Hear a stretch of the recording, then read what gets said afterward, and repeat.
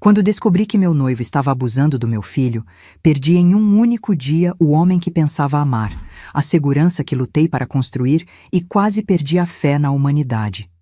Esta é a história de como, aos 26 anos, tive que recomeçar do zero pela terceira vez, protegendo meu filho e reconstruindo nossas vidas das cinzas da traição. Olá, meus queridos e minhas queridas. Que bênção poder conversar com vocês hoje. Sou Clotilda Pereira Oliveira. Tenho 78 anos bem vividos, nascida na pequena Catalão, em Goiás. Mas hoje moro aqui em Ituiutaba, no Triângulo Mineiro, uma cidade que me acolheu quando eu mais precisava de um recomeço.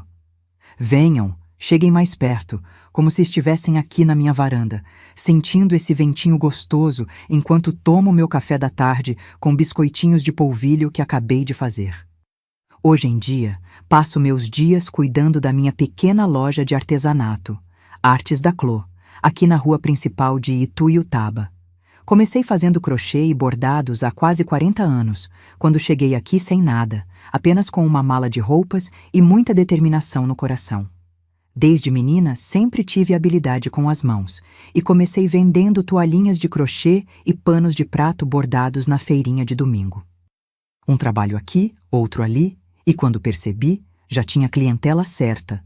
Das pequenas peças de crochê, passei para colchas maiores, conjuntos de cozinha, e hoje tenho minha lojinha que é meu maior orgulho e sustento. Estou aqui hoje na sala dos fundos da minha loja, viu? É um cantinho simples, mas cheio de amor. Tenho minha cadeira de balanço que me acompanha há 30 anos, algumas almofadas que bordei eu mesma, e ali na parede as fotografias da minha neta Isabela, filha da minha querida Cecília. Na mesinha ao lado, sempre tem um bule de chá de camomila e um pratinho de biscoitos. Preciso manter a energia para atender meus clientes, sabe? E vocês, minhas queridas e meus queridos que estão me assistindo agora, me contem aqui nos comentários. De qual cidadezinha vocês estão me assistindo? E em que horinha do dia vocês encontraram esse vídeo? De manhãzinha com o café, depois do almoço ou já de noitinha com a família reunida? Eu sempre leio todos os comentários e fico tão feliz em saber de onde vocês são e quando tiram um tempinho do dia para ouvir as histórias dessa vovó aqui. Me conta, viu? Vamos criar uma corrente de carinho.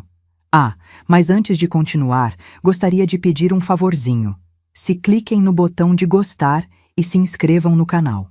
Isso ajuda muito essa vovó aqui a continuar contando suas histórias para mais pessoas. É um minutinho do seu tempo, mas faz toda a diferença no meu coração. Sabe, meus queridos, hoje vou contar uma história que guardei por muito tempo. Uma história de dor, mas também de recomeço. Não é fácil falar sobre certos assuntos, mas acredito que compartilhar nossas experiências pode ajudar outras pessoas que talvez estejam passando por momentos difíceis. É sobre como, em um único dia, minha vida deu uma reviravolta completa, e como precisei encontrar forças onde nem sabia que tinha para reconstruir tudo novamente. Sobre como, às vezes, as pessoas que deveriam nos proteger são as que mais nos machucam.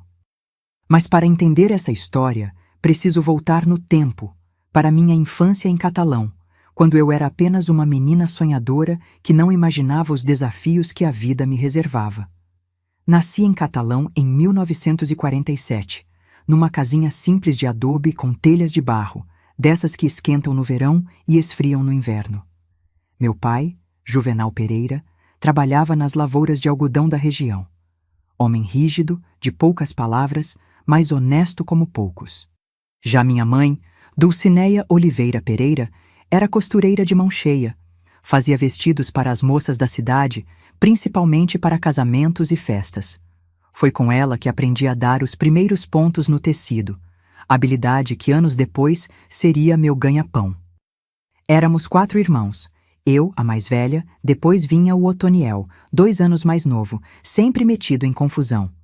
A Ivonete, que faleceu com febre amarela ainda criança, aos 5 aninhos, uma dor que mamãe carregou até o fim da vida, e o caçula, Divino, que hoje mora em Uberlândia e pouco nos falamos, às distâncias da vida, sabe como é.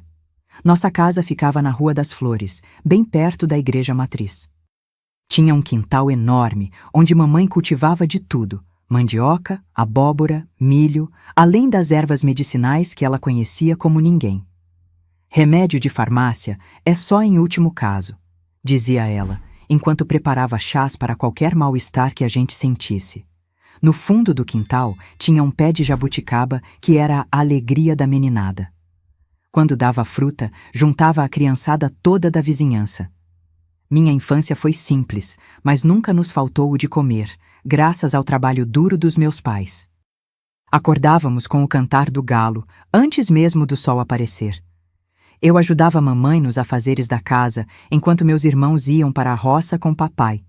Depois, íamos para a escola, a pé mesmo, uns 3 quilômetros de caminhada, com sol ou chuva.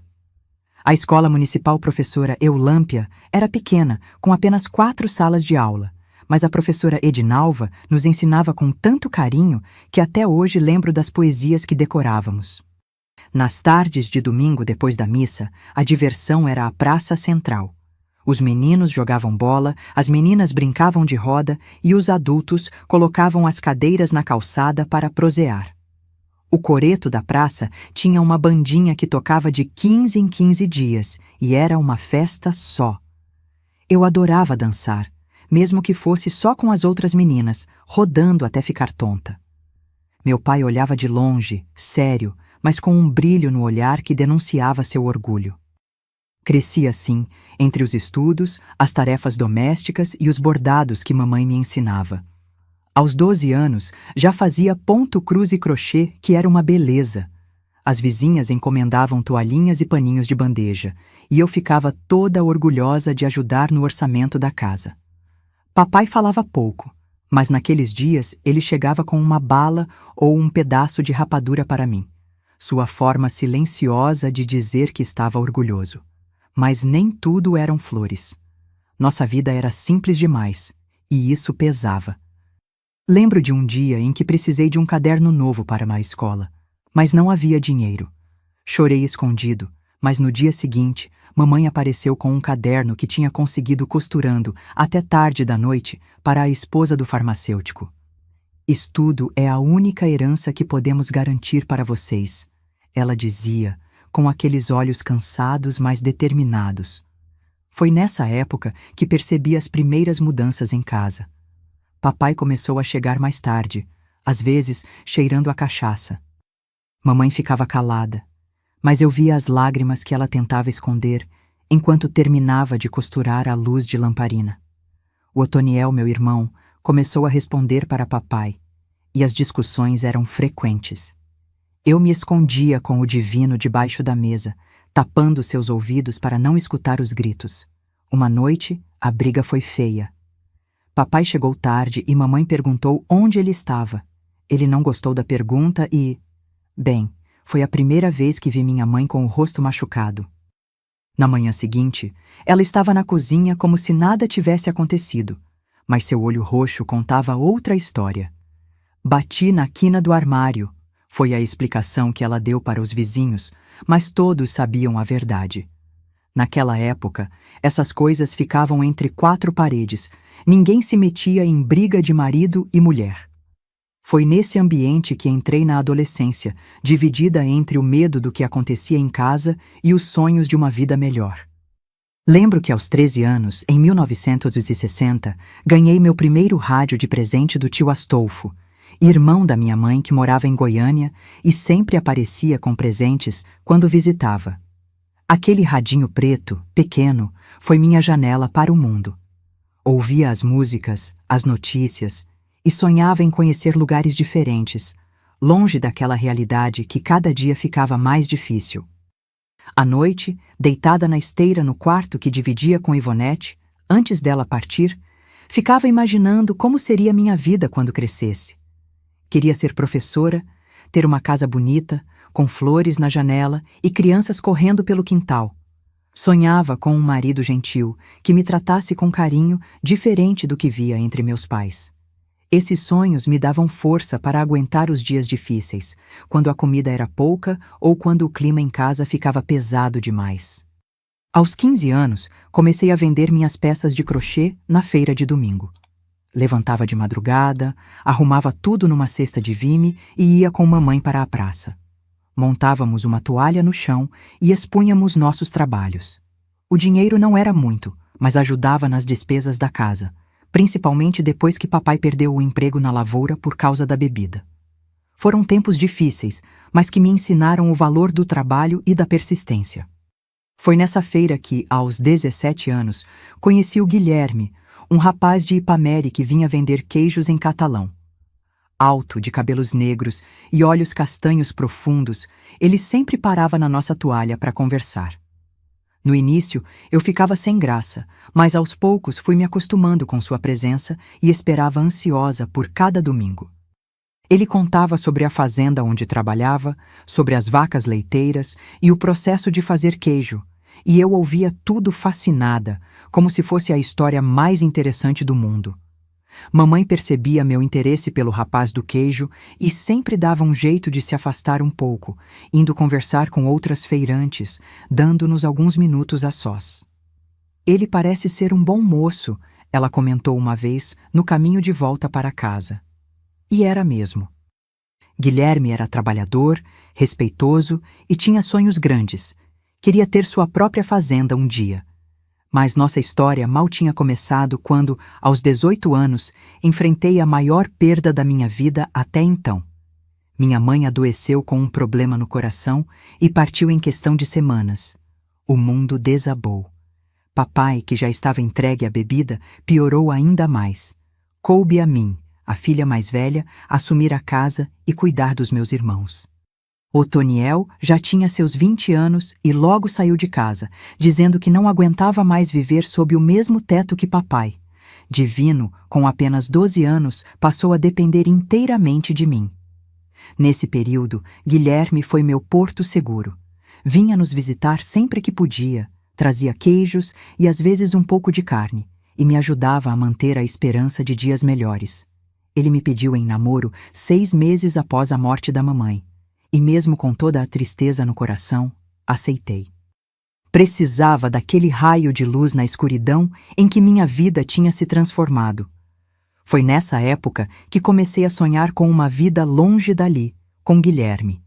Ele falava em me levar para Ipameri, dizia que lá poderíamos começar uma vida nova, longe das lembranças dolorosas e do ambiente pesado que nossa casa tinha se tornado com papai, cada vez mais perdido na bebida. Divino poderia vir conosco, claro, e continuaria seus estudos na cidade nova. Aos 19 anos, em 1966, fiquei grávida. Não foi planejado, mas aconteceu. Quando contei para Guilherme, esperava ver medo ou hesitação em seus olhos, mas o que vi foi uma alegria genuína. "Vamos nos casar", ele disse, sem pestanejar. Papai, que já pouco se importava com o que acontecia em casa, apenas deu de ombros quando contei a novidade. A única coisa que ele disse foi: "Pelo menos um homem vai assumir a responsabilidade." Em dezembro daquele ano, nasceu Marcelo, meu primogênito. Um bebê forte, com os olhos do pai, e como descobriríamos depois, um temperamento difícil que não sabíamos de onde tinha vindo. Guilherme estava em êxtase com o filho e por alguns meses pareceu que finalmente encontraríamos alguma paz. Mas a vida tinha outros planos. Quando Marcelo tinha apenas 5 meses, Guilherme sofreu um acidente na fazenda onde trabalhava. Um touro o atacou e, mesmo sendo socorrido rapidamente, não resistiu aos ferimentos. De repente, me vi viúva aos 20 anos, com um bebê pequeno, um irmão adolescente para criar, e um pai que mais parecia um fantasma pela casa. Aquele foi o segundo grande baque da minha vida. Perdi o chão novamente. Como seguiria adiante? Como criaria meu filho sem o pai? Como daria conta de tudo sozinha? Foram noites e mais noites de choro silencioso para não acordar o bebê que dormia ao meu lado. Mas, como dizem por aqui, Deus escreve certo por linhas tortas. E eu ainda não sabia que, anos mais tarde, conheceria outro homem que mudaria minha vida, para o bem e para o mal. A vida como mãe solteira e viúva em Catalão não era fácil. Depois que Guilherme partiu, precisei redobrar meus esforços para sustentar a casa. Meu pai, Juvenal, já não ajudava em nada. Pelo contrário, gastava o pouco dinheiro que conseguia em cachaça no bar do Tito. Divino, meu irmão caçula, tinha 14 anos e começou a trabalhar entregando encomendas na cidade para ajudar nas despesas, mas ainda era um menino. Marcelo crescia forte e saudável, mas desde cedo mostrou um temperamento que me preocupava. Quando completou 2 anos, suas birras eram tão intensas que as vizinhas comentavam: "Nunca vi criança com tanta brabeza", dizia Dona Erundina, que morava ao lado. Tentei criá-lo com todo o amor que podia, compensando a ausência do pai, mas confesso que às vezes era difícil. Sem a presença masculina, ele parecia testar meus limites a todo momento. Em 1970, quando Marcelo tinha quase 4 anos, aconteceu algo que mudaria o rumo das nossas vidas. A loja de tecidos do centro de Catalão, a Casa das Fazendas, estava contratando uma costureira para fazer ajustes nas roupas dos clientes. Com a experiência que aprendi com minha mãe, consegui o emprego. O salário era melhor do que o que eu ganhava vendendo crochê na feira, e ainda tinha horário fixo, das 8 às 5, de segunda a sábado. O dono da loja era Edilson Monteiro, um homem de 40 e poucos anos, viúvo, que tinha vindo de Araguari para abrir o negócio em Catalão. Alto, de porte elegante, olhos castanhos escuros e um bigode sempre bem aparado, ele tinha um jeito gentil de tratar os funcionários e os clientes. Diferente dos homens que eu conhecia, Edilson falava baixo, nunca levantava a voz e sempre tinha uma palavra de incentivo. No início, nossa relação era estritamente profissional. Eu costurava, ele administrava a loja. Mas aos poucos, ele começou a demonstrar interesse pela minha história. Perguntava sobre Marcelo, sobre como eu dava conta de tudo sozinha.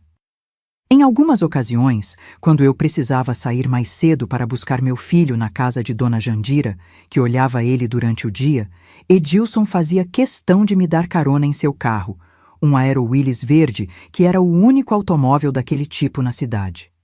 "Você é uma mulher admirável, Clotilda", ele me disse certa vez, enquanto me deixava em casa. Criar um filho sozinha, cuidar do seu pai e do seu irmão, e ainda trabalhar com tanta dedicação, não é qualquer uma que conseguiria. Aquelas palavras tocaram fundo em mim. Há quanto tempo não recebia um elogio? Há quanto tempo não me sentia valorizada? Desde a morte de Guilherme, 3 anos antes, minha vida tinha sido apenas trabalho e responsabilidades. Edilson foi o primeiro a enxergar a mulher por trás da mãe, da filha, da irmã. Com o tempo, nossa amizade cresceu. Ele começou a frequentar minha casa aos domingos, sempre trazendo alguma guloseima para Marcelo e um presentinho para mim. Um tecido bonito, um perfume barato, pequenos gestos que aqueciam meu coração. Meu pai resmungava pelos cantos, desconfiado das intenções do homem da cidade grande, como chamava Edilson. Mas Divino gostava dele, principalmente porque Edilson sempre se interessava pelos estudos do meu irmão e o incentivava a continuar na escola. Marcelo, por outro lado, reagia de forma estranha à presença de Edilson. Aos 4 anos, já demonstrava um ciúme que não era normal. Quando Edilson chegava, ele se escondia atrás das minhas pernas ou debaixo da mesa. Se Edilson tentava se aproximar ou oferecia um doce, Marcelo virava o rosto. "É só timidez", eu dizia para Edilson, que aceitava a situação com paciência. "Ele vai se acostumar comigo com o tempo." No Natal de 1971, Edilson me surpreendeu com um pedido de namoro oficial. Estávamos sentados na varanda da minha casa, depois do almoço de Natal, um almoço simples, mas que ele tinha feito questão de melhorar, trazendo um frango assado da cidade e uma garrafa de vinho. Divino tinha levado meu pai, já bastante embriagado, para dentro, e Marcelo brincava no quintal com um carrinho de madeira que Edilson tinha mandado fazer especialmente para ele. "Clotilda", ele disse, segurando minhas mãos entre as suas. "Sei que pode parecer cedo, mas a vida já nos tirou tempo demais. Quero cuidar de você e do Marcelo, ser um pai para ele e um companheiro para você. Aceita namorar comigo?" Meu coração disparou. Não esperava aquilo, não tão cedo. Ainda carregava as memórias de Guilherme, ainda me sentia de certa forma ligada a ele. Mas ao mesmo tempo, A solidão pesava, e a ideia de ter alguém ao meu lado, alguém bom e gentil como Edilson, era tentadora. Preciso pensar, respondi, com sinceridade. Não é só por mim, entende? Tenho o Marcelo, e ele ainda está se acostumando com você. Edilson sorriu, compreensivo. Pense o tempo que precisar. Não vou a lugar nenhum. Passei aquela noite em claro, pesando os prós e contras. Edilson era um bom homem, disso eu não tinha dúvidas. Tinha uma situação financeira estável, tratava-me com respeito e carinho, e parecia genuinamente interessado em ser um pai para Marcelo. Ele representava a possibilidade de uma vida melhor, longe das dificuldades que eu enfrentava. No dia seguinte, aceitei o pedido de namoro. Edilson ficou radiante. Combinamos de ir com calma, especialmente por causa de Marcelo. Nos meses que se seguiram, Edilson fez de tudo para conquistar meu filho. Trazia presentes, brincava com ele, tentava envolvê-lo em atividades. Às vezes parecia funcionar. Marcelo sorria, aceitava brincar. Mas logo voltava à sua reserva habitual. Ele sente falta do pai, justificava eu. É difícil para uma criança entender essas coisas. Edilson aceitava minhas explicações, mas eu percebia sua frustração crescente com a rejeição de Marcelo. Uma noite, quando pensávamos que Marcelo estava dormindo, ele desabafou. Já tentei de tudo, Clotilda. Dou presentes, sou paciente, mostro interesse. Mas parece que quanto mais me esforço, mais ele me rejeita. Antes que eu pudesse responder, ouvimos um barulho.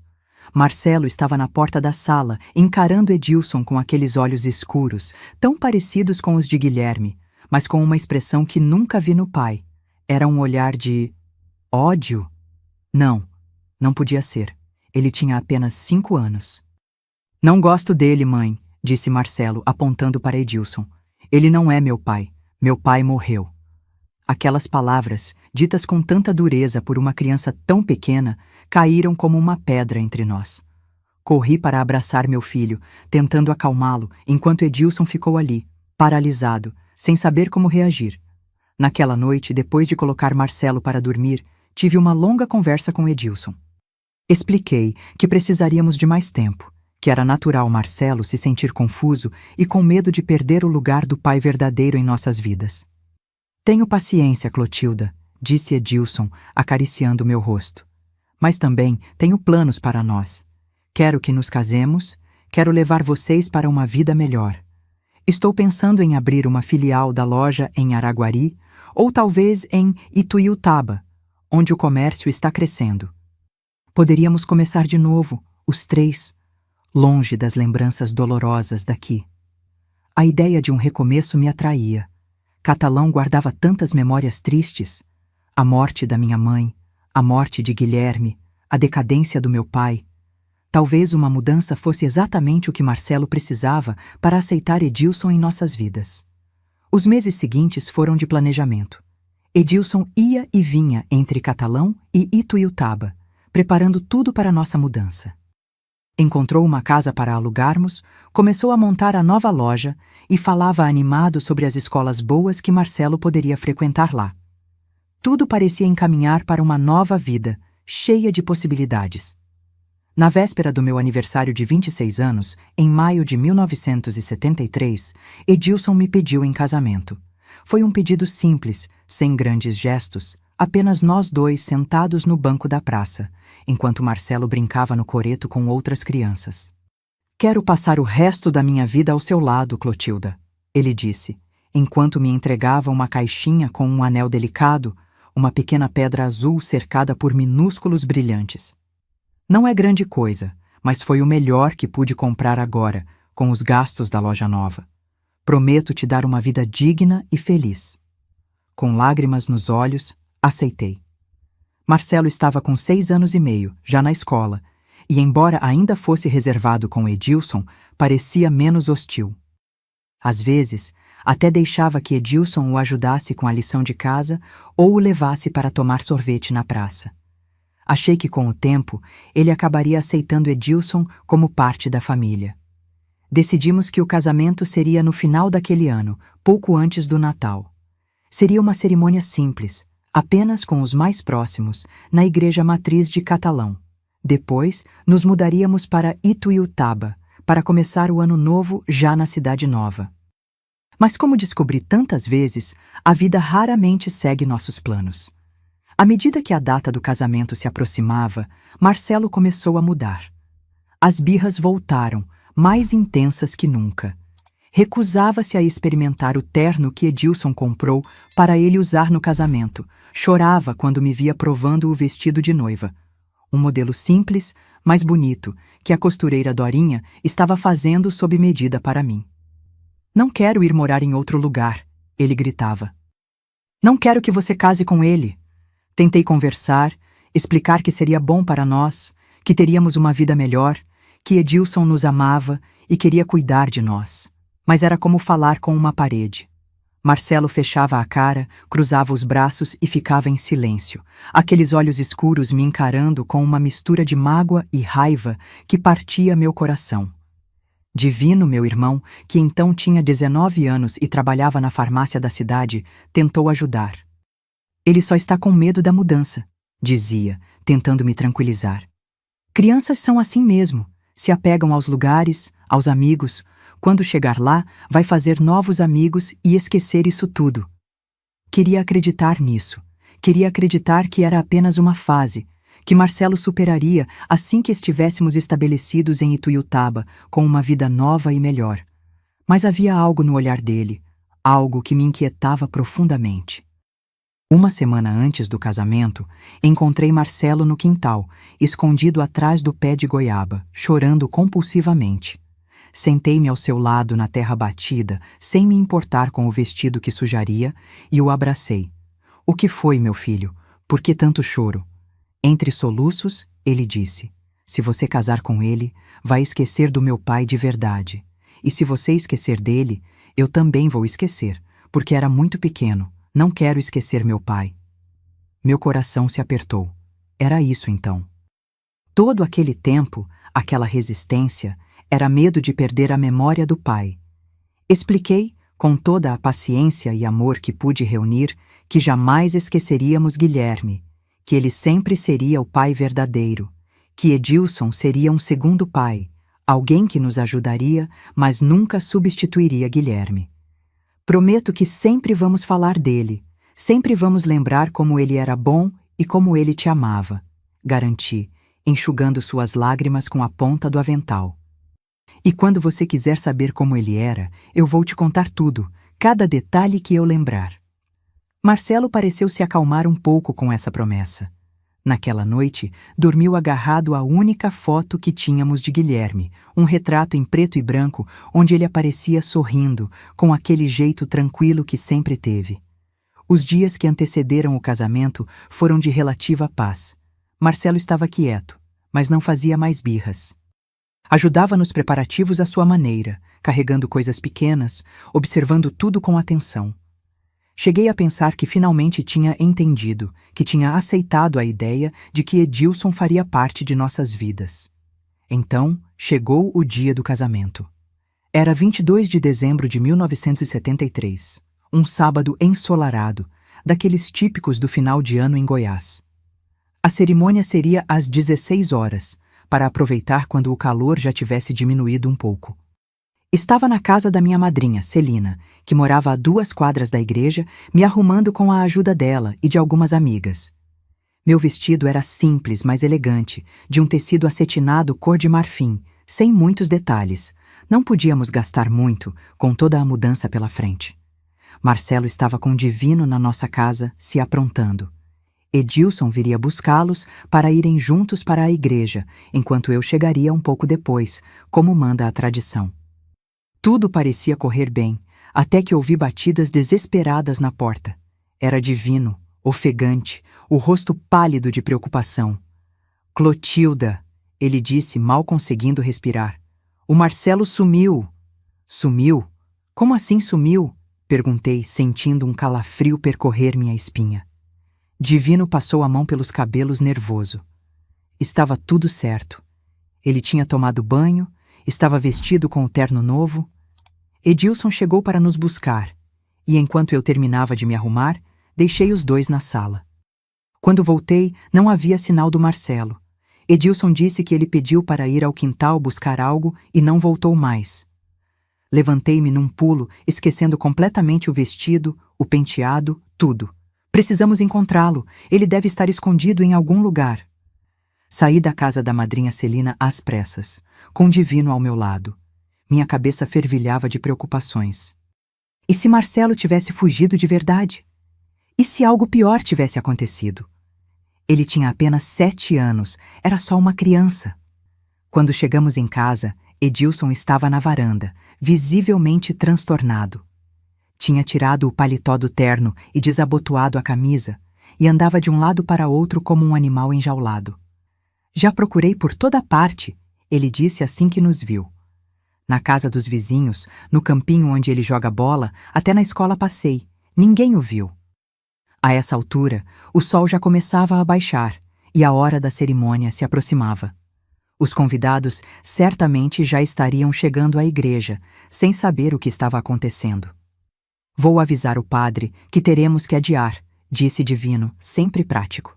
E vou pedir ajuda ao pessoal para procurar o Marcelo.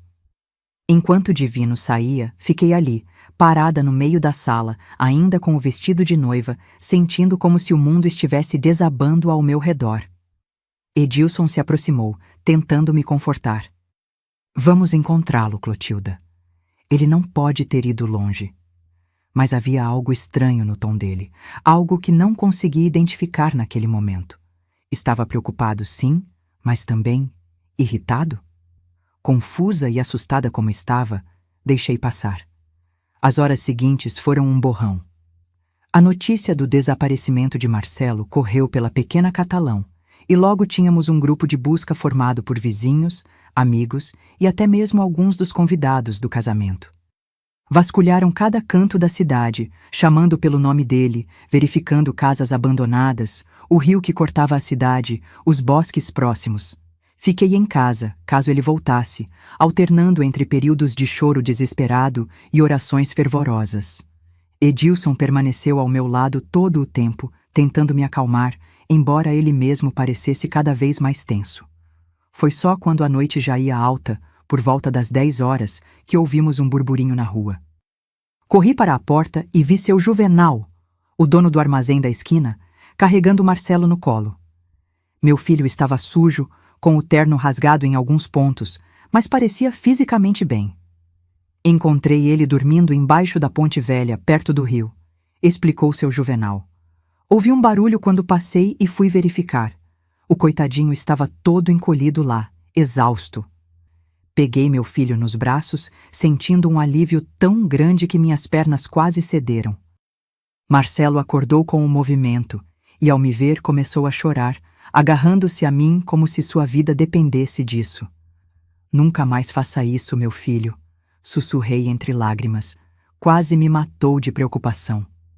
Quando todos se foram e finalmente consegui acalmar Marcelo o suficiente para que dormisse, sentei-me na sala com Edilson e Divino. O casamento, é claro, tinha sido cancelado. Os poucos alimentos que tínhamos preparado para a pequena recepção foram distribuídos entre os vizinhos que ajudaram na busca. Por que ele faria isso? Perguntou Edilson, a voz carregada de frustração. Fugir assim, no dia do nosso casamento, depois de tudo que fiz por vocês? Algo na forma como ele falou me incomodou. Ele é só uma criança assustada, Edilson. Está com medo de perder o que conhece, de perder as memórias do pai. O pai que ele mal conheceu, rebateu Edilson, elevando a voz mais do que eu jamais tinha ouvido. Estou há quase 3 anos tentando ser um pai para ele, dando tudo o que posso, e ele me retribui assim?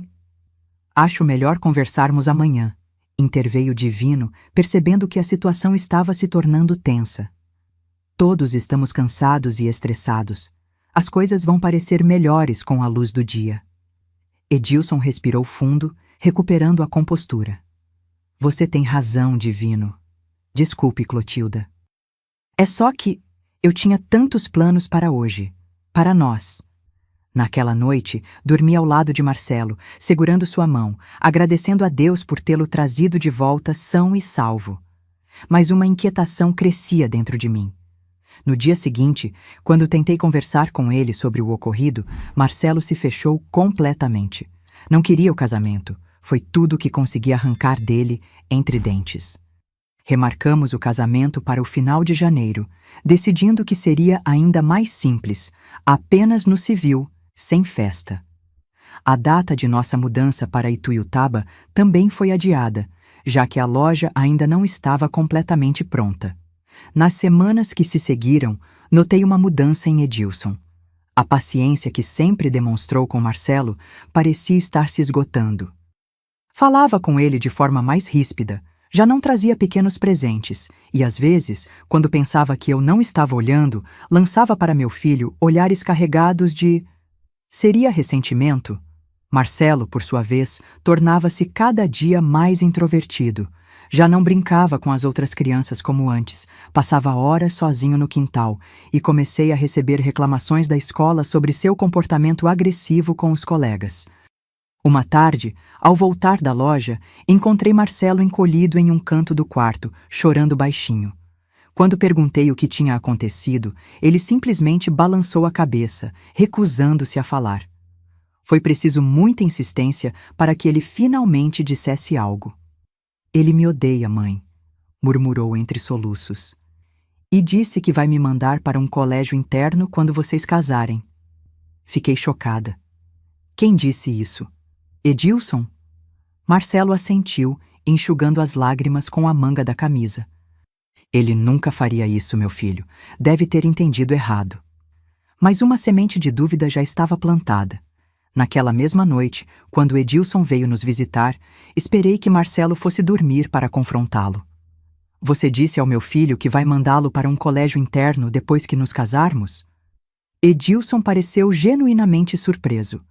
Claro que não. De onde ele tirou isso? Foi o que ele me contou hoje. Estava chorando, Edilson, apavorado. Ele suspirou profundamente. Clotilda, você conhece o Marcelo. Ele inventa coisas, distorce o que ouve. Talvez eu tenha mencionado que em Ituiutaba há boas escolas, algumas até com internato para quem mora longe, mas nunca, jamais disse que o mandaria para uma. Quis acreditar nele. Quis acreditar que Marcelo tinha mesmo entendido errado, ou talvez até inventado aquilo numa tentativa desesperada de impedir o casamento. Mas uma pequena voz dentro de mim começou a questionar se realmente conhecia Edilson tão bem quanto pensava. Os dias que antecederam a nova data do casamento foram tensos. Edilson passava mais tempo em Ituiutaba, cuidando da loja nova, e quando estava em Catalão, a atmosfera entre ele e Marcelo era pesada, carregada de silêncios e olhares hostis. Uma semana antes da data marcada, Edilson veio com uma novidade que me pegou completamente de surpresa. Estive pensando, ele disse enquanto jantávamos, apenas nós dois, pois Marcelo tinha se recusado a sentar à mesa conosco. Talvez seja melhor você e Marcelo se mudarem para Ituiutaba logo após o casamento, enquanto eu fico mais um tempo aqui até resolver tudo com a loja de Catalão. Como assim? Perguntei confusa. Pensei que iríamos todos juntos como uma família. E vamos, eventualmente. Mas a casa em Ituiutaba já está pronta, e a escola de lá é muito melhor para o Marcelo. Você poderia começar a organizar nossa vida lá, enquanto eu concluo as coisas aqui. A proposta me pareceu estranha. Não era esse o plano original. Além disso, como me adaptaria sozinha em uma cidade desconhecida, com um filho que estava claramente perturbado com toda a situação? Não sei, Edilson. Preferia que fôssemos todos juntos. Marcelo já está assustado com a mudança, e sem você lá para nos ajudar no início. Ele interrompeu, um lampejo de irritação cruzando seu rosto. É sempre o Marcelo, não é? Tudo gira em torno do que ele quer, do que ele sente. E quanto a nós, Clotilda? Quando vamos pensar em nós? Aquelas palavras me feriram profundamente. Ele é meu filho, Edilson. Tem apenas 7 anos. É claro que preciso considerar o que é melhor para ele. E o que é melhor para ele é ter um pai que possa dar tudo o que ele precisa, rebateu Edilson. Escola boa, casa confortável, um futuro. É isso que estou tentando proporcionar, mas parece que nem você nem ele valorizam meus esforços. A discussão terminou num impasse, com Edilson saindo irritado e eu ficando para trás, com mais dúvidas do que nunca sobre se estávamos tomando o caminho certo. Nos dias seguintes, Edilson pareceu se arrepender de sua explosão. Voltou a ser o homem gentil e atencioso que eu conhecia, trazendo presentes para mim e para Marcelo, falando animadamente sobre nosso futuro em Ituiutaba. Concordou que iríamos todos juntos após o casamento, como planejado inicialmente. Queria acreditar que tudo ficaria bem, que era apenas o estresse dos preparativos causando aquelas pequenas fissuras. Mas, no fundo, sabia que algo tinha mudado entre nós. A véspera do casamento chegou, 25 de janeiro de 1974. Dessa vez, optamos por não fazer nada especial, nada de vestido de noiva, nada de igreja. Apenas uma cerimônia simples no cartório, seguida de um almoço com a família mais próxima. Edilson viria de Ituiutaba pela manhã, iríamos juntos ao cartório ao meio-dia, e no dia seguinte partiríamos todos para nossa nova vida. Pela manhã, preparei Marcelo com cuidado, conversando com ele mais uma vez sobre como as coisas seriam dali em diante, prometendo que sempre estaríamos juntos, que Ituiutaba seria um novo começo para todos nós. Ele ouviu em silêncio, aqueles olhos escuros fixos em mim com uma intensidade que às vezes me assustava. Quando terminei, ele simplesmente assentiu e foi para o quintal, onde ficou sentado sob o pé de goiaba, seu lugar favorito. Edilson chegou por volta das 10 horas, trazendo consigo uma mala com roupas novas para mim e para Marcelo, presentes para iniciarmos nossa vida nova. Estava bem-humorado, cheio de planos e histórias sobre a loja nova, sobre como Ituiutaba estava crescendo e as oportunidades que teríamos lá. Deixei os dois na sala enquanto ia me arrumar. Vesti um conjunto azul claro, simples, mas elegante, que tinha feito especialmente para a ocasião.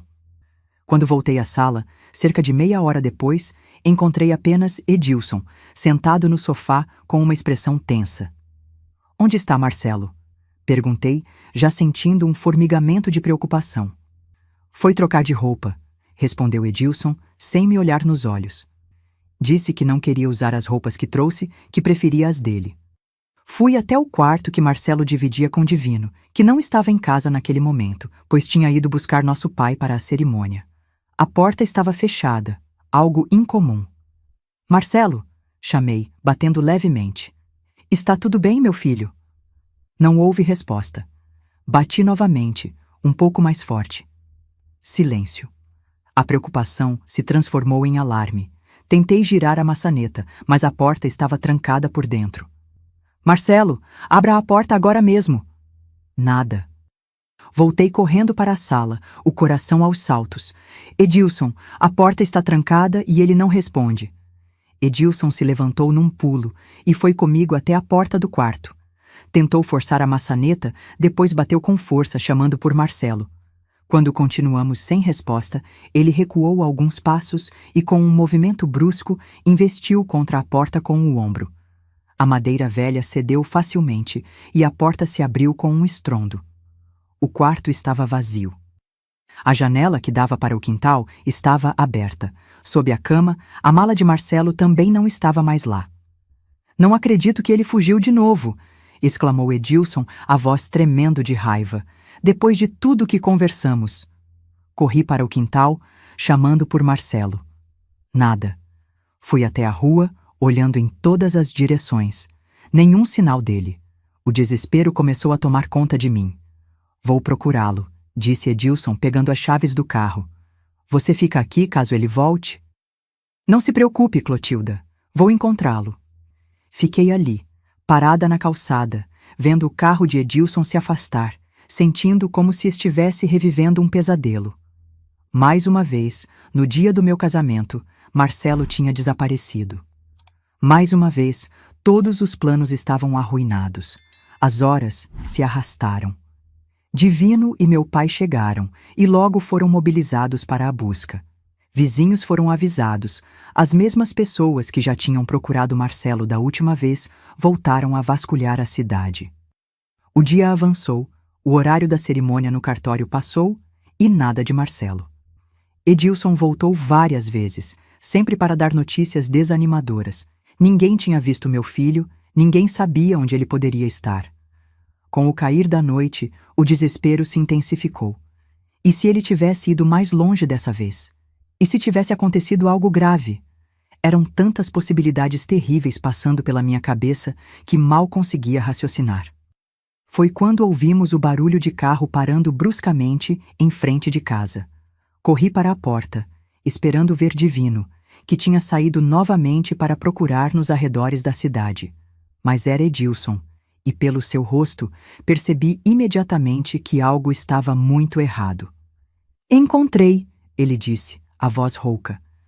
"Mas você não vai gostar de saber onde." "Onde?" perguntei, sentindo o sangue gelar nas veias. "Onde ele está? Está bem?" "Fisicamente, sim", respondeu Edilson, com um tom amargo. "Está no Hotel Beira Rio, na saída da cidade. Sabe com quem? Com Teresa, minha ex-funcionária. Aquela que demiti há 3 meses por roubo." Fiquei sem entender. O que Marcelo estaria fazendo com ela? Mal a conhecemos. "Exatamente o que eu me perguntei", disse Edilson, entrando na sala e jogando-se no sofá, exausto. Então esperei do lado de fora e ouvi a conversa dos dois. Sabe o que seu filho estava fazendo? Contando a ela todas as mentiras que inventou sobre mim. Que eu o maltrato, que o ameacei, que vou mandá-lo para longe de você. "Mas por quê? Por que ele faria isso?" "Porque ele quer me destruir, Clotilda, desde o início. Ele não quer me ver com você, não quer que sejamos uma família. E escolheu a pessoa perfeita para suas mentiras. Teresa me odeia desde que a demiti, e pelos vistos vem planejando uma vingança. Os dois formam uma bela dupla." Minha cabeça girava. Nada daquilo fazia sentido. Como Marcelo, uma criança de 7 anos, teria conhecido Teresa a ponto de confiar nela para fugir? Como teria chegado até o hotel sozinho? "Quero vê-lo", disse determinada. "Vamos até lá agora." "Já o trouxe", respondeu Edilson, e foi até a porta. Abriu-a e fez um gesto. Marcelo entrou, cabisbaixo, arrastando sua pequena mala. Corri para abraçá-lo, verificando se estava realmente bem, sentindo um alívio imenso por tê-lo de volta. "Por quê, filho? Por que fugiu de novo?" Marcelo olhou de soslaio para Edilson, depois fixou os olhos no chão. "Queria ir embora, para longe." "Não vai contar a verdade para sua mãe?" perguntou Edilson, a voz carregada de acusação. "Sobre as mentiras que andou espalhando?" Marcelo ergueu o rosto, os olhos brilhando de lágrimas contidas. "Não são mentiras." "Chega!" interveio, percebendo que a situação estava ficando insustentável. "Marcelo, vá para o quarto agora. Conversaremos depois." "Edilson, precisamos conversar. Só nós dois." Relutante, Marcelo foi para o quarto, não sem antes lançar um último olhar para Edilson. Um olhar que não consegui decifrar na época, mas que hoje, tantos anos depois, reconheço como sendo de puro medo. Quando ficamos a sós, Edilson desabou no sofá, passando as mãos pelo rosto em um gesto de cansaço e frustração. "Não sei mais o que fazer, Clotilda. Tentei de tudo com esse menino. Mas ele simplesmente me odeia. E agora está tentando voltar as pessoas contra mim, inventando histórias absurdas." "Que histórias exatamente ele contou para essa Teresa?" perguntei, tentando entender a situação. Edilson hesitou por um momento. "Coisas absurdas. Que eu o ameaço quando você não está por perto, que prometi mandá-lo para um reformatório se ele não se comportar depois que nos casarmos, que eu bato nele." Fiquei chocada. "E essa mulher, Teresa, acreditou nisso tudo?" "Claro que sim. Ela me odeia desde que a demiti por pegar dinheiro do caixa. Provavelmente foi ela quem colocou essas ideias na cabeça dele para se vingar de mim." "Mas como Marcelo a conheceu? Como sabia onde encontrá-la?" Outra hesitação. "Não sei ao certo. Talvez tenha ouvido alguma conversa minha, quando falei dela para você. O hotel não é longe, e todos na cidade sabem que ela trabalha lá agora. É um menino esperto. Deve ter perguntado por aí." Algo naquela explicação não me soava bem, mas estava exausta demais, emocionalmente drenada demais para questionar mais profundamente naquele momento. O que fazemos agora? Perguntei, sentindo-me completamente perdida. Acho que está claro que não podemos nos casar amanhã, respondeu Edilson suspirando. Não nessas condições. Talvez precisemos repensar tudo, Clotilda. O que quer dizer? Quero dizer que talvez você esteja certa. Talvez precisemos ir com mais calma, dar mais tempo ao Marcelo para se acostumar com a ideia. Ou talvez... Ele hesitou novamente. Talvez devêssemos considerar a possibilidade de que isso não vai funcionar. Aquelas palavras caíram como pedras no meu coração. Depois de todo o planejamento, de todas as promessas, Edilson estava considerando desistir de nós? Você não quer mais se casar comigo? Perguntei, a voz trêmula. Não é isso, ele se apressou em dizer, tomando minhas mãos entre as suas. Eu te amo, Clotilda, e quero construir uma vida com você. Mas talvez precisemos repensar como fazer isso. Talvez precisemos dar mais tempo ao Marcelo para se acostumar com a ideia. Ou talvez seja melhor eu ir sozinho para Ituiutaba primeiro, estabelecer tudo por lá, e depois vocês se juntam a mim, quando Marcelo estiver mais preparado. Aquela noite, não chegamos a uma conclusão definitiva. Edilson voltou para sua casa e eu fiquei a sós com meus pensamentos e preocupações. Quando finalmente consegui reunir coragem para conversar com Marcelo sobre o ocorrido, ele se recusou a falar. Ficou ali, sentado na cama, abraçado ao travesseiro, os olhos fixos na parede, como se estivesse em outro mundo. Na manhã seguinte, Edilson retornou. Parecia mais calmo, mais decidido. Sentamos na sala enquanto Marcelo estava no quintal, sob a supervisão de Divino. Estive pensando a noite toda, disse Edilson, e acho que encontrei uma solução. Vou para Ituiutaba na semana que vem, como planejamos. Vou preparar tudo para a nossa chegada. A casa, a loja, tudo. Daqui a um mês, quando estiver tudo pronto, você e Marcelo vêm. Isso dará tempo para você conversar com ele, prepará-lo melhor para a mudança. E quando chegarem lá, já estará tudo em ordem. Será mais fácil para ele se adaptar. A ideia parecia sensata. Um período de transição poderia ser bom para todos. Concordei, e ficou decidido. Adiaríamos o casamento até que estivéssemos todos estabelecidos em Ituiutaba. Edilson partiu na semana seguinte, levando consigo suas coisas e algumas mercadorias para a loja nova. As semanas que se seguiram foram de uma calma estranha. Marcelo parecia mais tranquilo, sabendo que Edilson não estava mais na cidade. Voltou a brincar, a sorrir ocasionalmente, embora ainda se fechasse como uma ostra sempre que eu tentava falar sobre nossa futura mudança. Edilson telefonava todos os dias, contando sobre os preparativos, sobre como a casa estava ficando bonita, sobre as escolas que tinha visitado para Marcelo. Parecia genuinamente empenhado em fazer tudo dar certo. Um mês se passou rapidamente e chegou o dia de nossa partida. Marcelo estava quieto, mas resignado.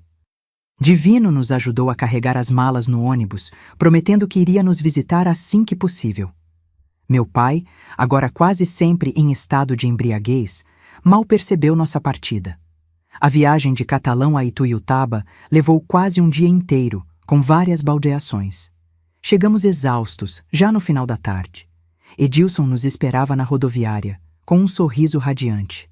Abraçou-me longamente e tentou fazer o mesmo com Marcelo, que se esquivou, escondendo-se atrás de mim.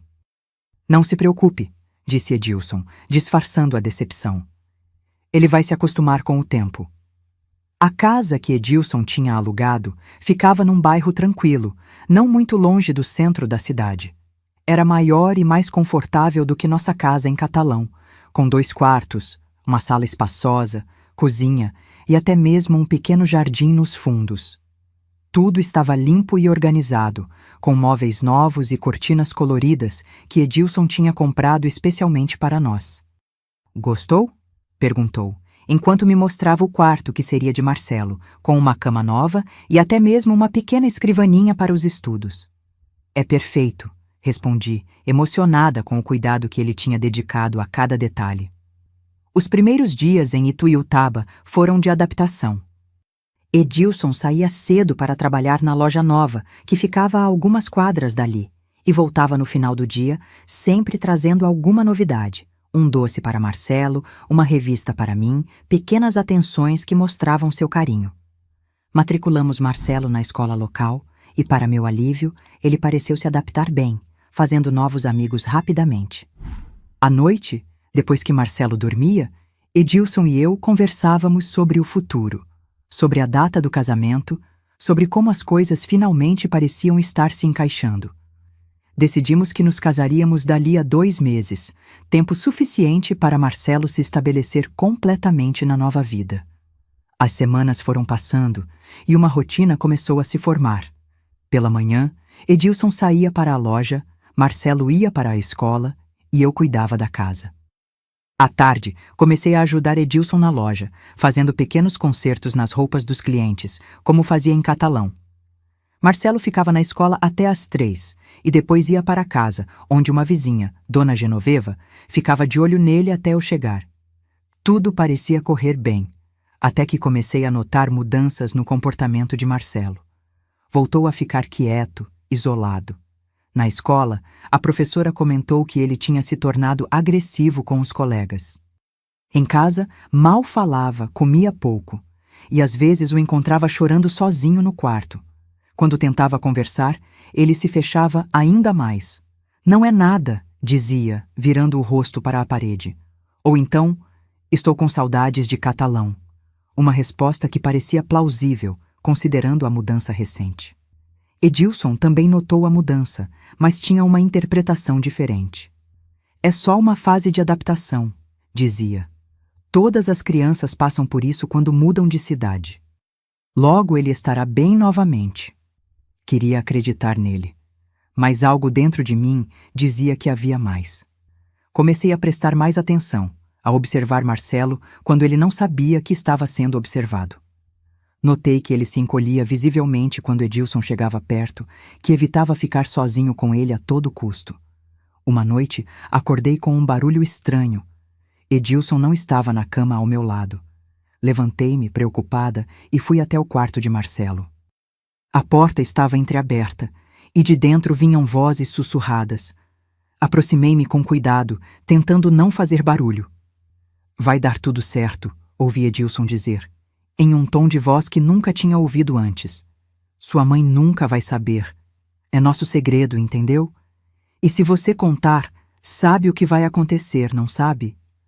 Não consegui ouvir a resposta de Marcelo, mas o tom de Edilson era inequivocamente ameaçador. Meu coração disparou. Uma sensação de náusea me invadiu. O que estava acontecendo ali?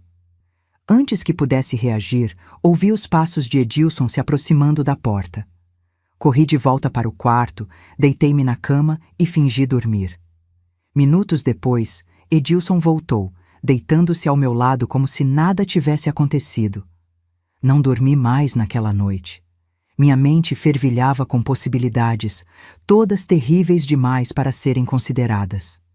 Queria acreditar que tinha entendido mal, que havia uma explicação inocente para aquela conversa. Mas as peças começavam a se encaixar. O medo de Marcelo, sua recusa em ficar perto de Edilson, seu comportamento cada vez mais retraído. No dia seguinte, depois que Edilson saiu para a loja, decidi não levar Marcelo para a escola. Precisávamos conversar, seriamente. "Filho", comecei, sentando-me ao lado dele no sofá.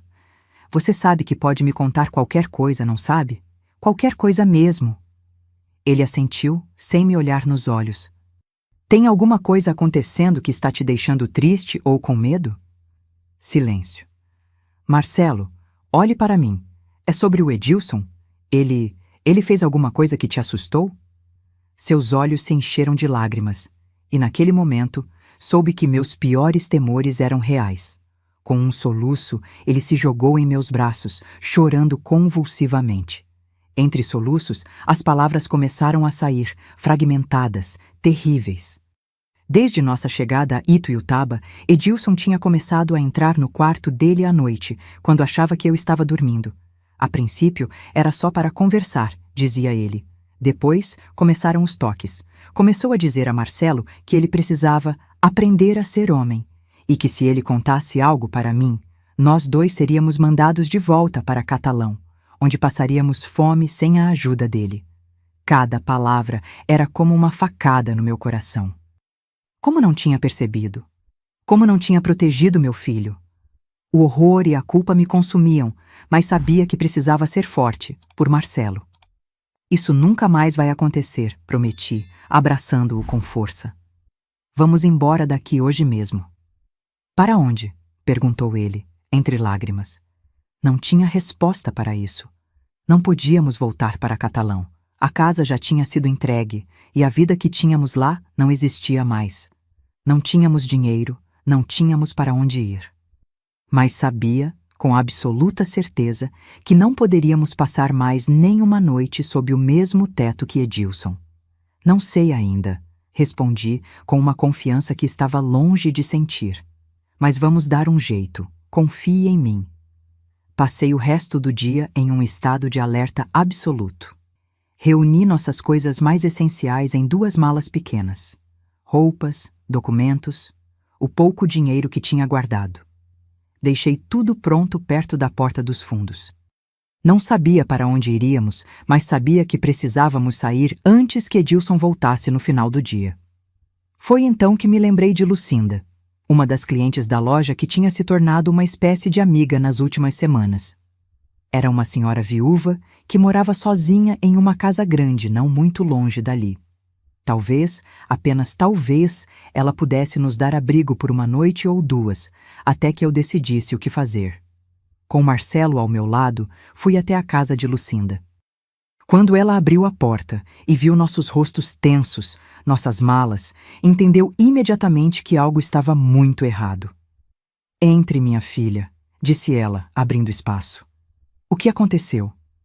Entre lágrimas, contei-lhe uma versão editada da verdade. Que Edilson não era o homem que eu pensava, que tínhamos que sair daqui o mais rápido possível. Não entrei em detalhes sobre o que ele tinha feito com Marcelo. Era uma ferida recém-aberta, dolorosa demais para ser exposta. Lucinda não fez perguntas. Com uma sabedoria que só vem com a idade, ela entendeu o que não foi dito. Fiquem aqui o tempo que precisarem, ofereceu. Tenho um quarto de hóspedes que raramente é usado. Estará seguro aqui. A generosidade dela me comoveu profundamente. Naquela noite, Marcelo dormiu no quarto de hóspedes, exausto após o turbilhão emocional do dia. Fiquei acordada, conversando com Lucinda na cozinha, tentando elaborar um plano. Tenho uma irmã em Araxá, disse Lucinda, após ouvir minhas preocupações sobre não ter para onde ir. Ela é dona de uma pensão pequena, sempre precisando de ajuda. Se quiser, posso falar com ela. Tenho certeza que ela daria um quarto para vocês em troca de trabalho na pensão. Era como se um peso enorme tivesse sido tirado dos meus ombros. Uma possibilidade, uma saída. Seria maravilhoso, respondi, com a voz embargada pela emoção. No dia seguinte, Edilson apareceu na casa de Lucinda, furioso. Alguém na vizinhança tinha nos visto chegando lá com malas, e ele não demorou a descobrir onde estávamos. Lucinda, aquela senhora frágil, mas determinada, enfrentou-o na porta. Eles não querem falar com você, disse ela firme. É melhor ir embora. Clotilda é minha noiva, gritou Edilson. E o moleque é filho dela, tenho todo o direito de vê-los. Nesse momento, saí para o corredor, deixando Marcelo seguro no quarto. Não temos mais nada para conversar, Edilson, disse, surpreendendo a mim mesma com a firmeza na voz. Sei o que você fez. Sei o que você é. Ele empalideceu visivelmente. Por um momento pensei que fosse negar, que fosse tentar se explicar. Mas então, seu rosto se contorceu em uma expressão de puro ódio.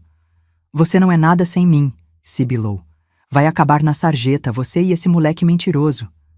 Prefiro a sarjeta a ficar mais 1 minuto com você, respondi. Agora saia, antes que eu chame a polícia. Era um blefe.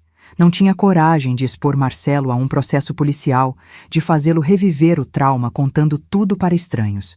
Mas Edilson não sabia disso. Com um último olhar de desprezo, ele se virou e saiu. 3 dias depois, estávamos no ônibus para Araxá, para nossa nova vida. Lucinda tinha falado com a irmã, Matilde, que concordou em nos receber. Seria um recomeço do zero, mais uma vez. Mas desta vez, estaríamos apenas Marcelo e eu, mais fortes, mais unidos pelo que tínhamos passado juntos. Foi só algumas semanas depois, já instalados na pensão de Matilde, que comecei a sentir os primeiros sintomas. Náuseas matinais, tonturas, seios doloridos. Reconheci os sinais imediatamente.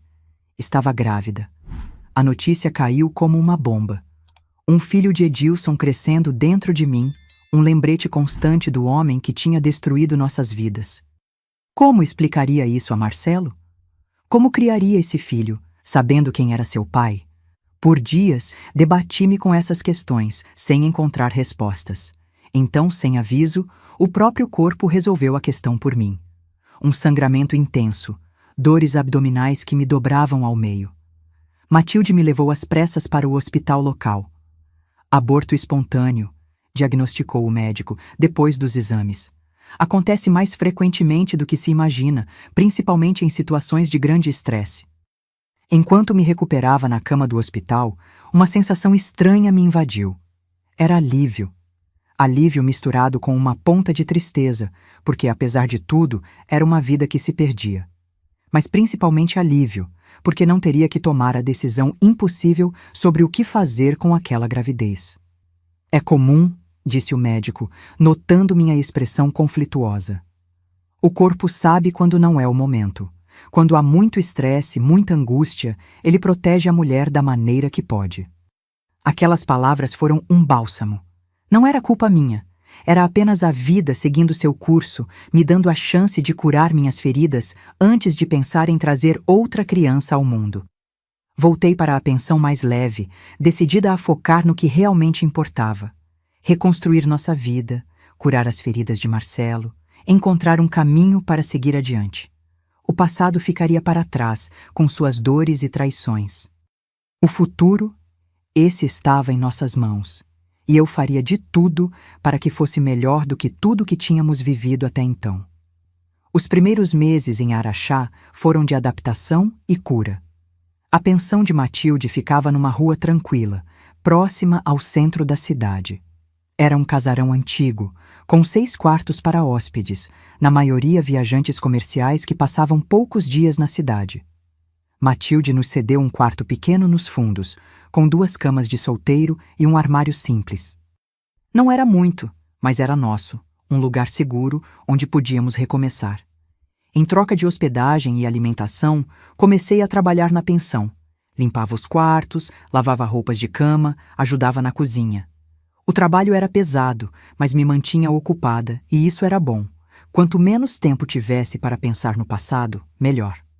Marcelo foi matriculado na escola local, e para meu alívio, parecia estar se adaptando bem.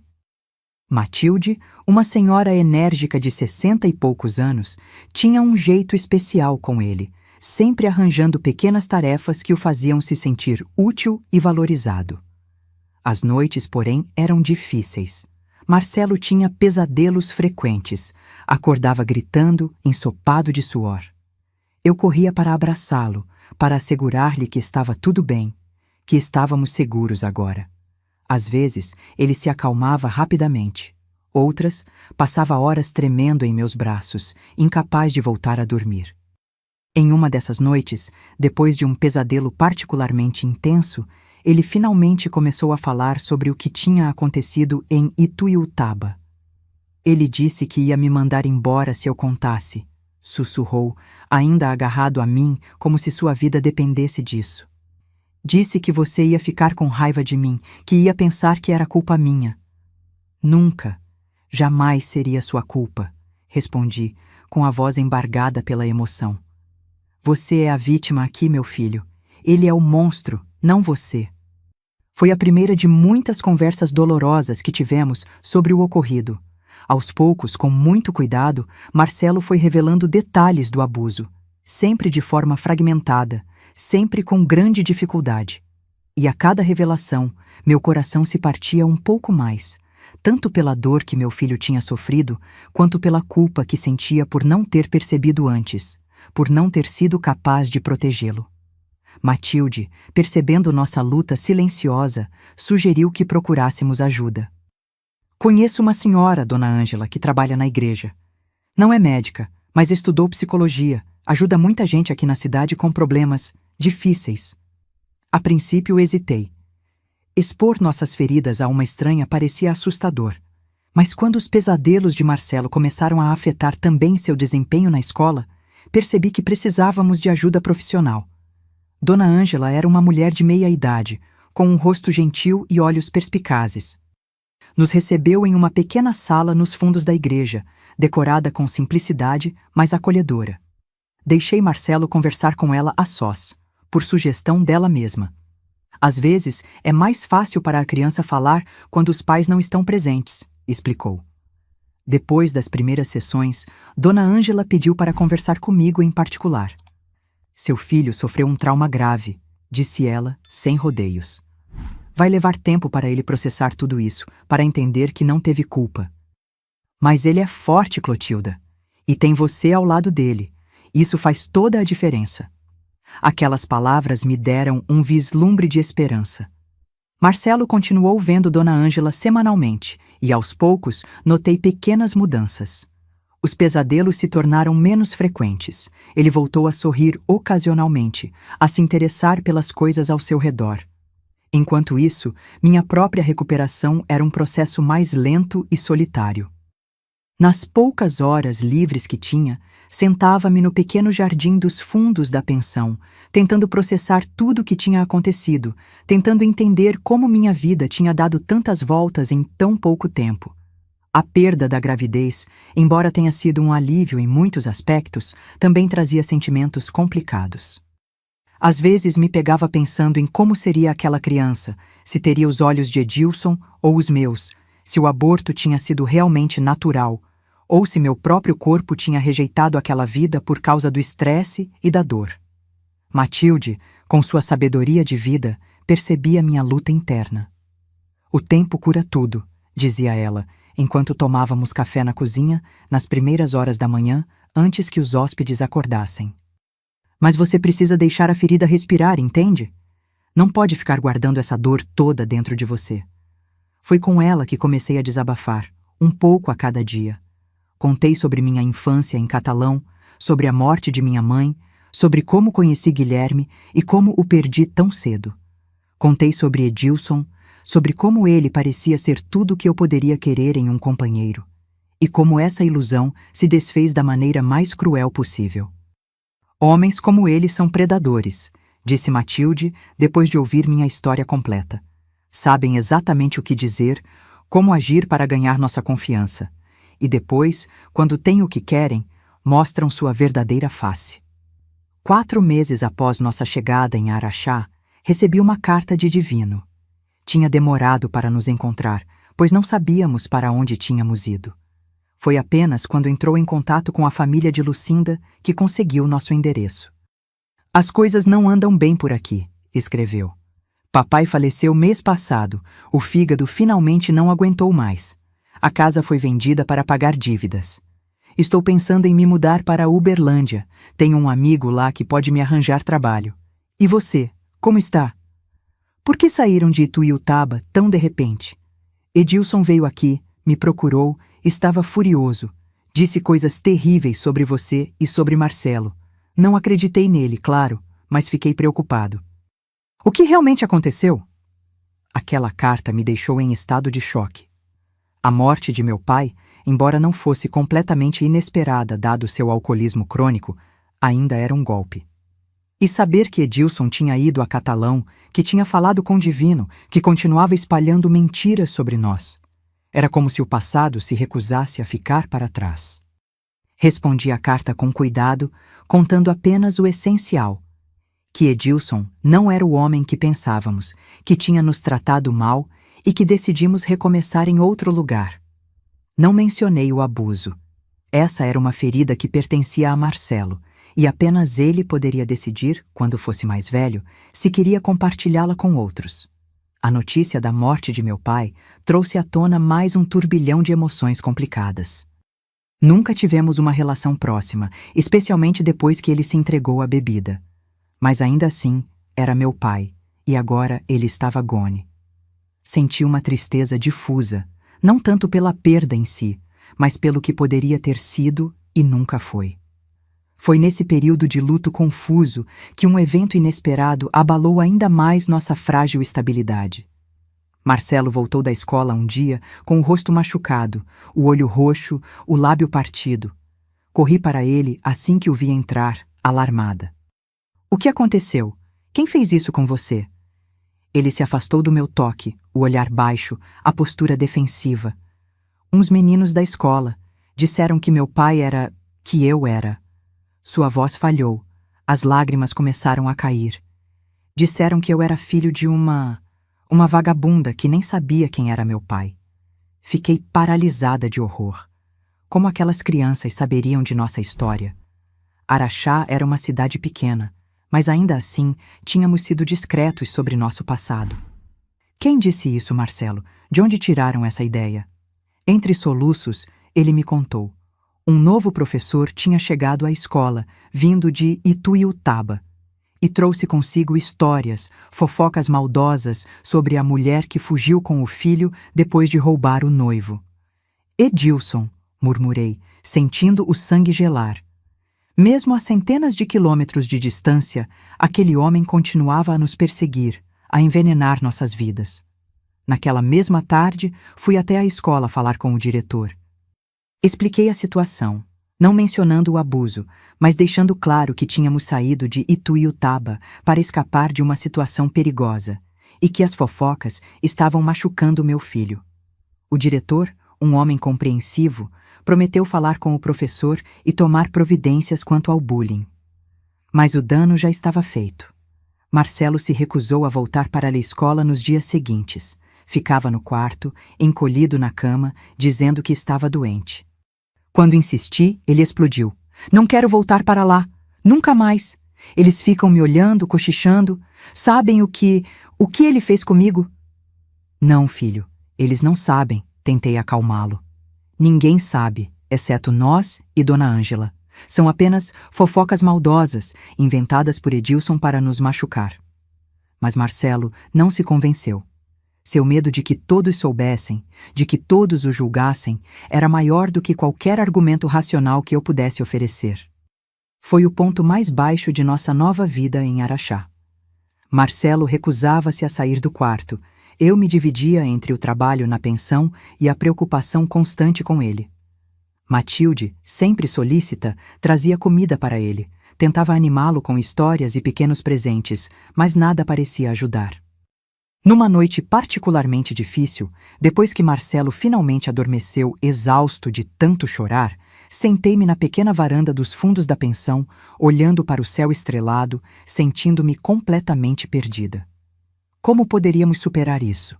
Como poderia proteger meu filho do mal que Edilson continuava a fazer, mesmo à distância? Foi quando Matilde se juntou a mim, sentando-se na cadeira ao lado, oferecendo-me uma xícara de chá de camomila. Vocês precisam ir embora, disse ela, após alguns minutos de silêncio compartilhado. Olhei para ela surpresa. O quê? Araxá é pequena demais, explicou ela com um suspiro. As fofocas correm rápido aqui. Mesmo que você consiga convencer as pessoas de que Edilson está mentindo, a semente da dúvida já foi plantada. Vocês precisam de um lugar maior, onde possam realmente recomeçar, onde ninguém os conheça. A ideia de outra mudança, de outro recomeço, parecia avassaladora. Estávamos apenas começando a nos estabelecer aqui. Mas no fundo sabia que Matilde estava certa. Araxá tinha se tornado um lugar tóxico para Marcelo, um lugar onde ele se sentia exposto, vulnerável. Para onde iríamos? Perguntei, mais para mim mesma do que para ela. Tenho uma prima em Ituiutaba, respondeu Matilde. Ivone, ela tem uma loja de roupas lá, sempre precisando de costureira boa. E a cidade é grande o suficiente para vocês se perderem na multidão, entende? Ninguém precisa saber de onde vieram, o que passaram. Ituiutaba. O nome da cidade onde tudo tinha dado errado agora surgia como uma possível salvação. A ironia não me escapou. Mas e Edilson? Perguntei alarmada. Ele ainda deve estar lá? Matilde balançou a cabeça. Ivone me escreveu há algumas semanas. A loja dele fechou, ele voltou para Araguari. Aparentemente, arrumou problemas com alguns credores. Teve que sair às pressas. A notícia deveria ter me trazido alívio, mas tudo o que senti foi um cansaço profundo. Mais uma vez, teríamos que juntar nossos poucos pertences e partir para o desconhecido. Mais uma vez, teríamos que nos adaptar, reconstruir, recomeçar. Vou pensar sobre isso, disse a Matilde terminando meu chá. Preciso conversar com Marcelo, ver o que ele acha. A conversa com Marcelo foi mais fácil do que esperava. Quando mencionei a possibilidade de nos mudarmos para Ituiutaba, seus olhos se iluminaram pela primeira vez em dias. Para onde ele não está mais? Perguntou para confirmar. Sim, ele foi embora. Iríamos para um bairro diferente, uma escola diferente. Ninguém saberia quem somos, de onde viemos. Ele pensou por um momento, então assentiu. Quero ir. Quero sair daqui. A decisão estava tomada. Matilde escreveu para Ivone, que respondeu rapidamente, confirmando que teria trabalho para mim na loja e que poderia nos ajudar a encontrar um lugar para morar. Preparamos nossa partida para o final daquele mês, junho de 1974. Nos dias que antecederam nossa partida, notei uma mudança em Marcelo. Era como se a perspectiva de um novo começo, longe das fofocas e dos olhares, tivesse renovado algo dentro dele. Voltou a falar mais, a se interessar pelo que acontecia ao seu redor. Até concordou em ter uma última sessão com Dona Ângela, que lhe deu algumas técnicas para lidar com o medo e a ansiedade na nova cidade. Na véspera de nossa partida, enquanto arrumávamos nossas poucas coisas, Marcelo me surpreendeu com uma pergunta. Mãe, quando chegarmos em Ituiutaba, podemos dizer que meu pai morreu na guerra? Como o pai do Joaquim da escola. A pergunta me pegou desprevenida. Que guerra, filho? Não estamos em guerra. Ele deu de ombros. Qualquer guerra. Só não quero dizer que não tenho pai. Não quero que me façam perguntas. Entendi então o que ele estava pedindo. Uma história simples, aceitável, que evitasse explicações complicadas e dolorosas. Uma história que o protegesse dos olhares curiosos e das perguntas incômodas. Podemos dizer que seu pai morreu quando você era bebê, sugeri. Não precisamos inventar uma guerra, apenas dizer que ele adoeceu, que foi muito triste, mas que seguimos em frente. É perto o suficiente da verdade. Ele assentiu, parecendo satisfeito com essa solução. E se perguntarem sobre Edilson? Se alguém de Catalão nos encontrar? Diremos que foi um engano, que não deu certo. Não precisamos entrar em detalhes, Marcelo. Nossa história pertence a nós, entende? Não devemos explicações a ninguém. Naquela noite, pela primeira vez em meses, Marcelo dormiu sem pesadelos. E quando acordei na manhã seguinte, encontrei-o já vestido, sentado na beirada da cama, a pequena mala fechada ao lado. Estou pronto, disse ele, com uma determinação que me emocionou. Era apenas um menino de 8 anos, mas já tinha enfrentado mais dor e trauma do que muitos adultos enfrentam em toda a vida. Nos despedimos de Matilde com lágrimas nos olhos e promessas de manter contato. Ela tinha sido mais do que apenas uma anfitriã para nós. Tinha sido uma amiga, uma conselheira, uma âncora em tempos turbulentos. Vocês vão ficar bem, disse ela, abraçando-nos uma última vez antes de subirmos no ônibus. São mais fortes do que pensam. Queria acreditar nela. Queria acreditar que desta vez, finalmente, encontraríamos a paz e a estabilidade que tanto desejávamos, que em Ituiutaba poderíamos realmente deixar o passado para trás e construir um futuro melhor. O ônibus partiu, levando-nos para mais um recomeço, mais uma chance. Ao meu lado, Marcelo olhava pela janela, os olhos fixos na paisagem que passava rapidamente. Não sabia o que ele estava pensando, o que estava sentindo. Mas quando pegou minha mão e a apertou levemente, soube que, independentemente do que o futuro reservasse, enfrentaríamos juntos. Vai dar tudo certo desta vez, mãe, disse ele com uma confiança que não combinava com sua idade. Você vai ver. E naquele momento, com o sol da manhã iluminando o rosto do meu filho, permitindo-me ver um vislumbre do homem que ele um dia se tornaria, deixei-me acreditar que sim, que tudo daria certo. Que as feridas cicatrizariam, que os pesadelos acabariam, que encontraríamos nosso lugar no mundo, que a vida, apesar de tudo que nos tinha tirado, ainda tinha muito a nos oferecer. Chegamos a Ituiutaba numa tarde quente de junho de 1974. A cidade já tinha sido palco de tanto sofrimento para nós, mas agora, com Edilson longe, seria o cenário de nossa recuperação. Ivone, a prima de Matilde, nos esperava na rodoviária, uma mulher robusta de cabelos grisalhos e sorriso fácil, que nos abraçou como se fôssemos parentes há muito tempo não vistos. Matilde me contou que vocês passaram por tempos difíceis, disse ela, enquanto nos levava para sua casa. Mas isso fica para trás agora. Aqui vocês podem realmente recomeçar. Ivone morava sozinha num sobrado simples, mas confortável, com a loja de roupas Elegância Feminina no andar térreo. Nos primeiros dias, ficamos hospedados com ela, até encontrarmos nosso próprio lugar. Comecei a trabalhar na loja imediatamente, aplicando as habilidades de costura que aprendi com minha mãe e que havia aperfeiçoado nos últimos anos. Durante os primeiros meses, nossa prioridade era a estabilidade. Marcelo precisava de uma rotina segura, longe de qualquer lembrança do que tinha vivido. Encontramos um pequeno apartamento para alugar, e ele foi matriculado numa escola diferente daquela onde estudara antes. Seguimos o plano que tínhamos elaborado. Para todos os efeitos, éramos novos na cidade. Marcelo era filho de Guilherme, que falecera quando ele era bebê. Ivone se tornou muito mais que uma empregadora. Era uma mentora, uma amiga, às vezes quase uma mãe para mim. À noite, depois que a loja fechava, compartilhávamos histórias de nossas vidas. Foi através dela que conheci Dona Neide, uma senhora que ensinava artesanato num pequeno ateliê no centro da cidade.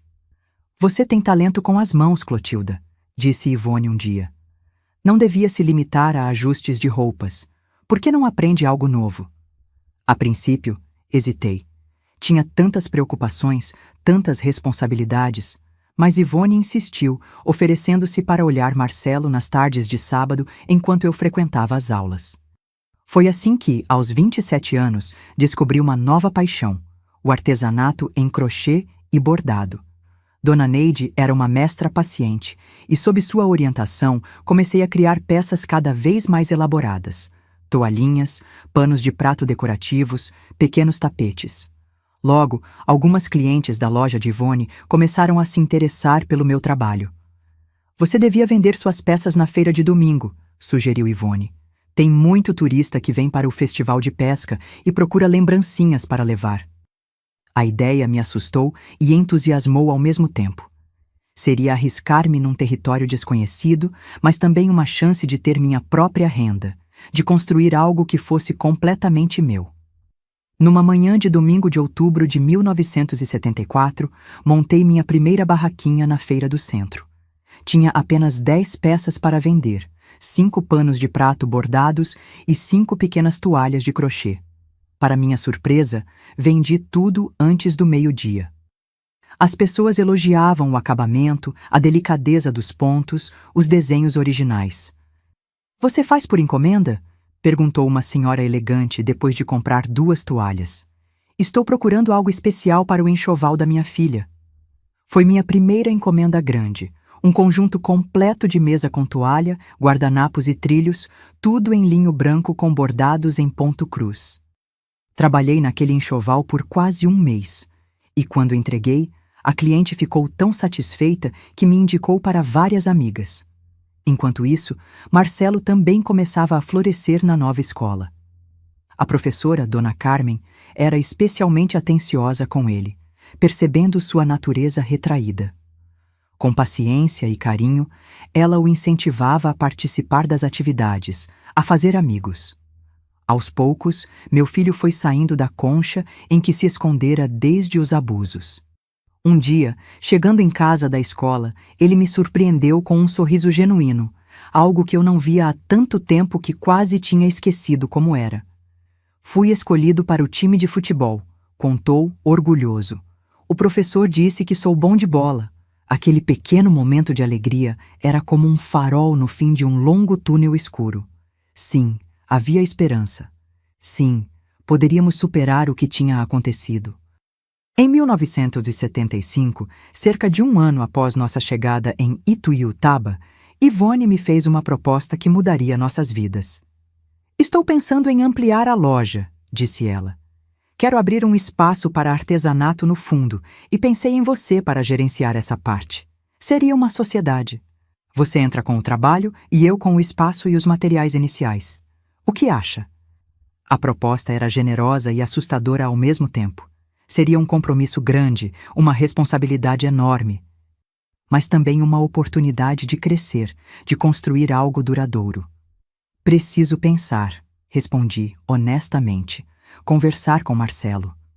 Naquela noite, expliquei a situação para meu filho, agora com 9 anos, tentando ser o mais clara possível sobre o que significaria.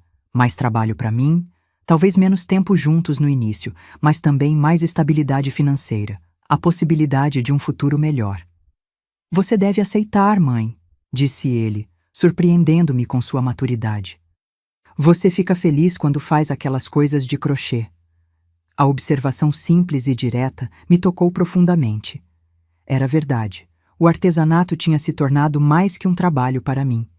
Era uma forma de expressão, quase uma terapia. Nas horas em que me concentrava nos pontos intrincados, nas cores e texturas, eu conseguia esquecer momentaneamente todo o resto, encontrando uma paz que parecia impossível depois de tudo que tínhamos passado. Aceitei a proposta de Ivone.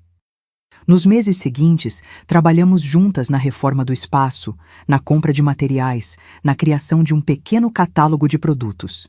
Em março de 1976, inauguramos o Cantinho do Artesanato, no fundo da loja Elegância Feminina. O negócio cresceu rapidamente. Logo, não era apenas eu produzindo. Comecei a comprar peças de outras artesãs da região, transformando o espaço numa espécie de cooperativa informal. Descobri que tinha talento não só para criar, mas também para ensinar e coordenar. Comecei a oferecer pequenos cursos de crochê e bordado nos fundos da loja aos sábados. Foi num desses cursos que conheci Berenice, uma jovem professora recém-chegada à cidade. Ela vinha de Uberlândia, onde tinha dado aulas por alguns anos, e agora assumia uma vaga na escola de Marcelo. Seu filho é um menino especial, comentou ela, depois de algumas aulas de crochê. Muito inteligente, mas às vezes parece triste, distante. A observação me pegou desprevenida. Achava que Marcelo estava superando bem o passado, mas talvez estivesse vendo apenas o que queria ver. Ele passou por momentos difíceis, respondi vagamente. Perdeu o pai muito cedo. Berenice assentiu, compreensiva. Minha irmã é psicóloga infantil, comentou. Trabalha com crianças que passaram por traumas. Se quiser, posso te passar o contato dela. A menção a traumas me assustou. Seria tão óbvio assim que Marcelo carregava feridas? Mas depois de refletir, percebi que estava sendo ingênua. Claro que as marcas ainda estavam lá, por mais que tentássemos fingir que não. Alguns dias depois, procurei Berenice e pedi o contato da irmã. Clarice, a psicóloga, atendia em Uberlândia, mas vinha para Ituiutaba 2 vezes por mês. Marcamos uma consulta inicial apenas para mim. Queria entender melhor como poderia ajudar meu filho. O encontro com Clarice foi revelador. Pela primeira vez, falei abertamente sobre tudo o que tinha acontecido. O abuso, nossa fuga, as tentativas de recomeçar. Ela ouviu com atenção, sem julgamentos, fazendo perguntas ocasionais que me ajudavam a organizar os pensamentos. Vocês dois passaram por experiências extremamente traumáticas, disse ela ao final. É admirável como conseguiram reconstruir suas vidas.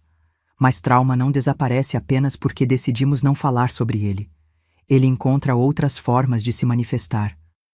Explicou-me que Marcelo provavelmente estava reprimindo muitas emoções, guardando-as dentro de si porque acreditava que isso me protegeria. Crianças que passam por abusos frequentemente se sentem responsáveis por proteger os pais, especialmente quando percebem que o ocorrido causou sofrimento à família, disse ela. Saí daquele primeiro encontro com uma mistura de emoções. Culpa por não ter percebido antes que Marcelo ainda estava sofrendo, medo do que o futuro poderia trazer, mas também um estranho alívio por finalmente estar enfrentando a situação de frente. Nas semanas seguintes, levei Marcelo para conhecer Clarice. Inicialmente, ele resistiu à ideia de terapia. Não sou doido, mãe, protestou. Mas Clarice tinha um jeito especial com crianças. Em vez de sessões tradicionais, propôs encontros onde jogavam, desenhavam, conversavam sobre assuntos aparentemente triviais. Aos poucos, Marcelo foi se abrindo. As sessões com Clarice se tornaram uma parte regular de nossas vidas.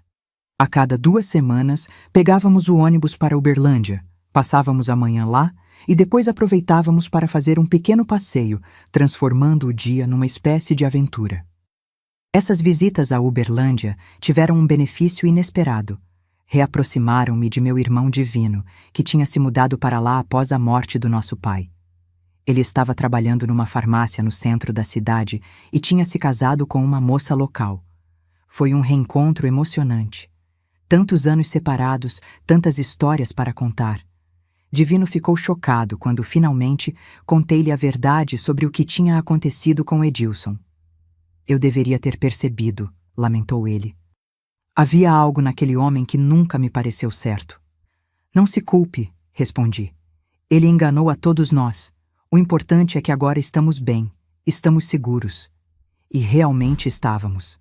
A terapia estava ajudando Marcelo. O negócio prosperava. Tínhamos amigos, uma comunidade ao nosso redor. Era como se finalmente a vida estivesse nos dando uma trégua, uma chance de respirar e existir sem medo. Em 1978, 4 anos após nossa chegada a Ituiutaba, tomei uma decisão importante. Era hora de ter meu próprio espaço. Com as economias que tinha conseguido juntar e um pequeno empréstimo do banco, aluguei uma lojinha no centro da cidade, não muito longe da praça principal. Artes da Clô abriu suas portas em maio daquele ano.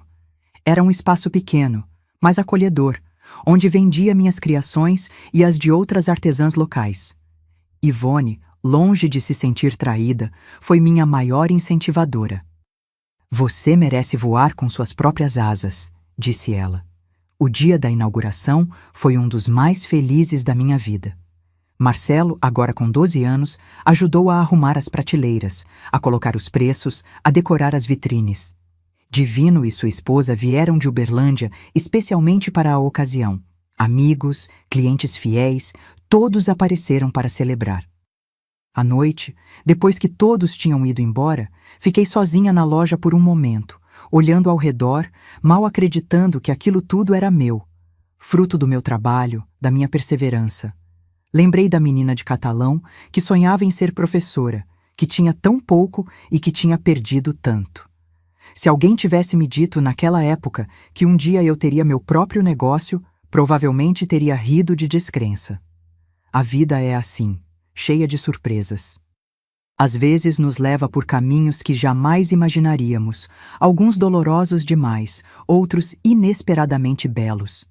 O importante é não desistir, é continuar caminhando, um passo de cada vez. Naquela noite, trancando a porta da minha loja pela primeira vez, senti algo que há muito não sentia. Orgulho. Não apenas pelo que tinha conquistado materialmente, mas pela mulher que tinha me tornado. Forte, resiliente, capaz de proteger meu filho e de reconstruir nossas vidas das cinzas. Era uma sensação de poder, não o poder que machuca ou controla, mas o poder que vem de dentro, que nasce da superação, da certeza de que, aconteça o que acontecer, encontraremos um caminho.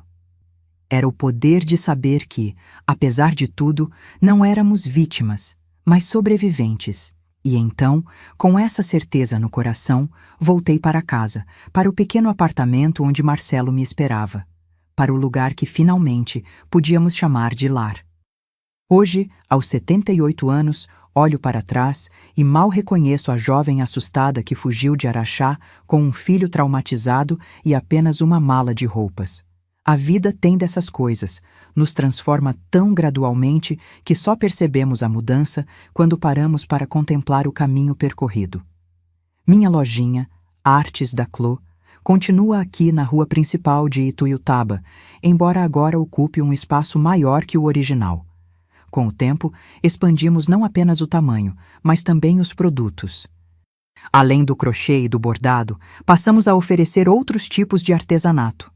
Cerâmica, pintura em tecido, peças decorativas, tornou-se um ponto de encontro para artesãs da região, um espaço onde talentos locais podem mostrar seu trabalho. Não trabalho tanto quanto antes, claro. A idade vem com suas limitações. Minha filha Cecília me ajuda a administrar o negócio agora.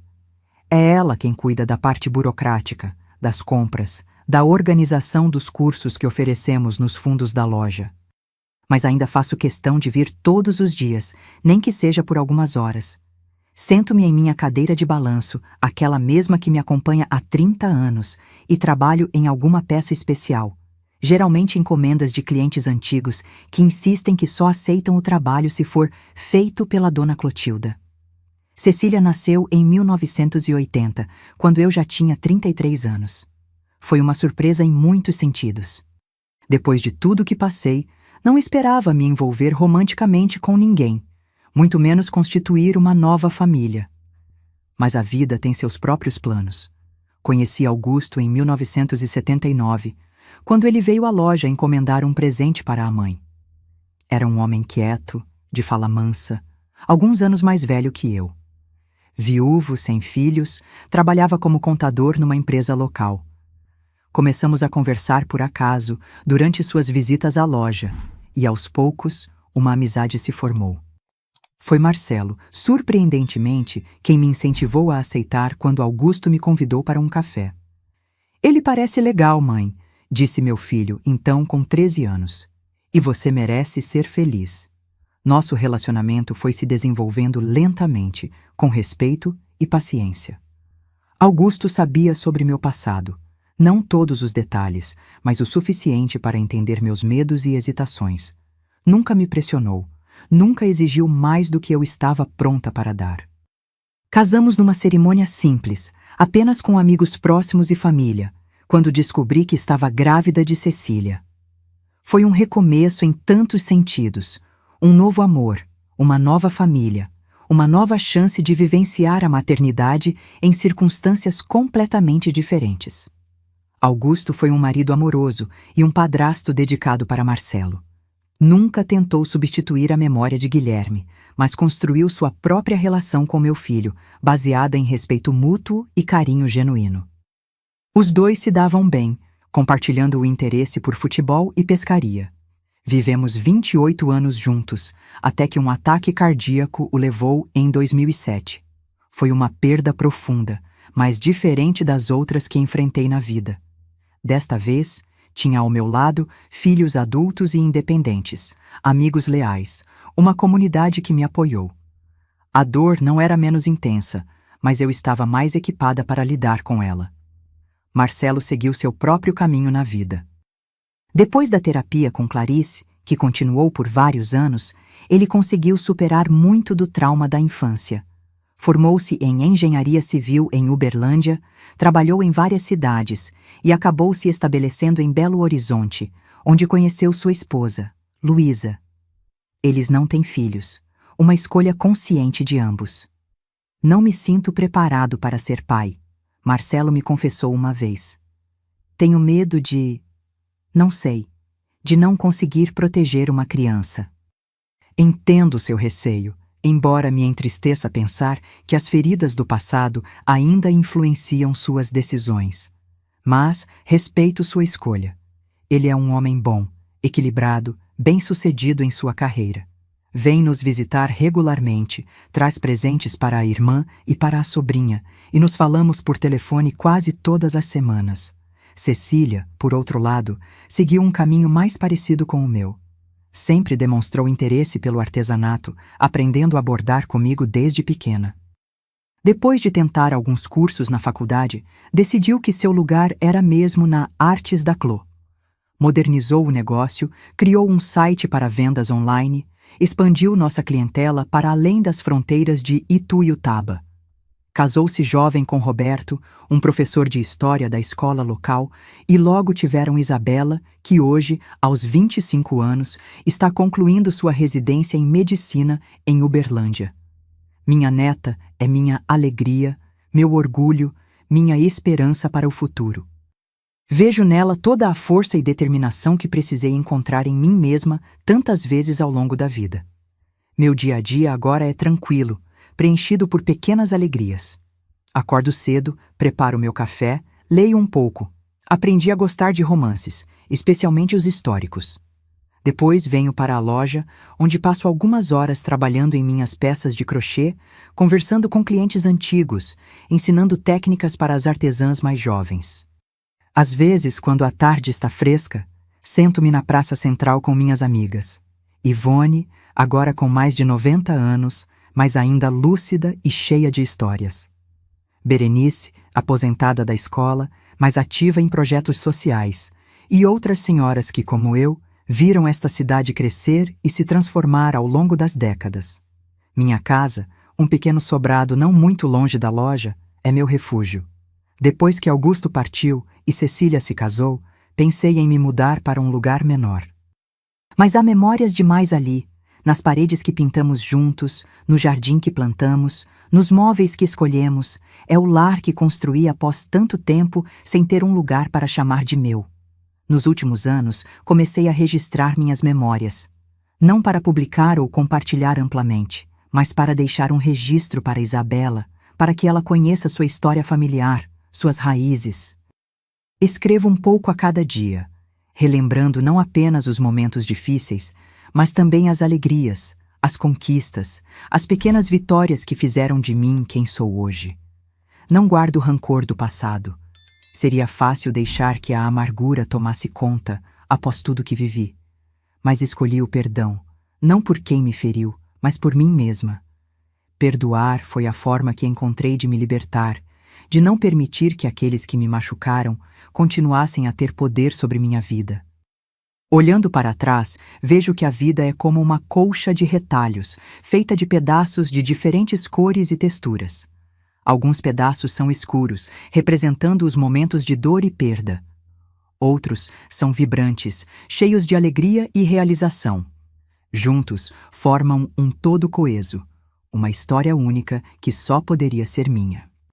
Hoje, sentada na sala dos fundos da minha loja, com a luz da tarde entrando pelas janelas e iluminando minhas mãos que continuam a criar, a transformar fios em arte, sinto uma paz profunda. Não é a paz de quem nunca enfrentou tempestades, mas a paz de quem aprendeu a dançar na chuva, a encontrar beleza mesmo nos momentos mais sombrios. Esta é minha vida hoje. Simples, tranquila, preenchida de pequenas alegrias e momentos de gratidão.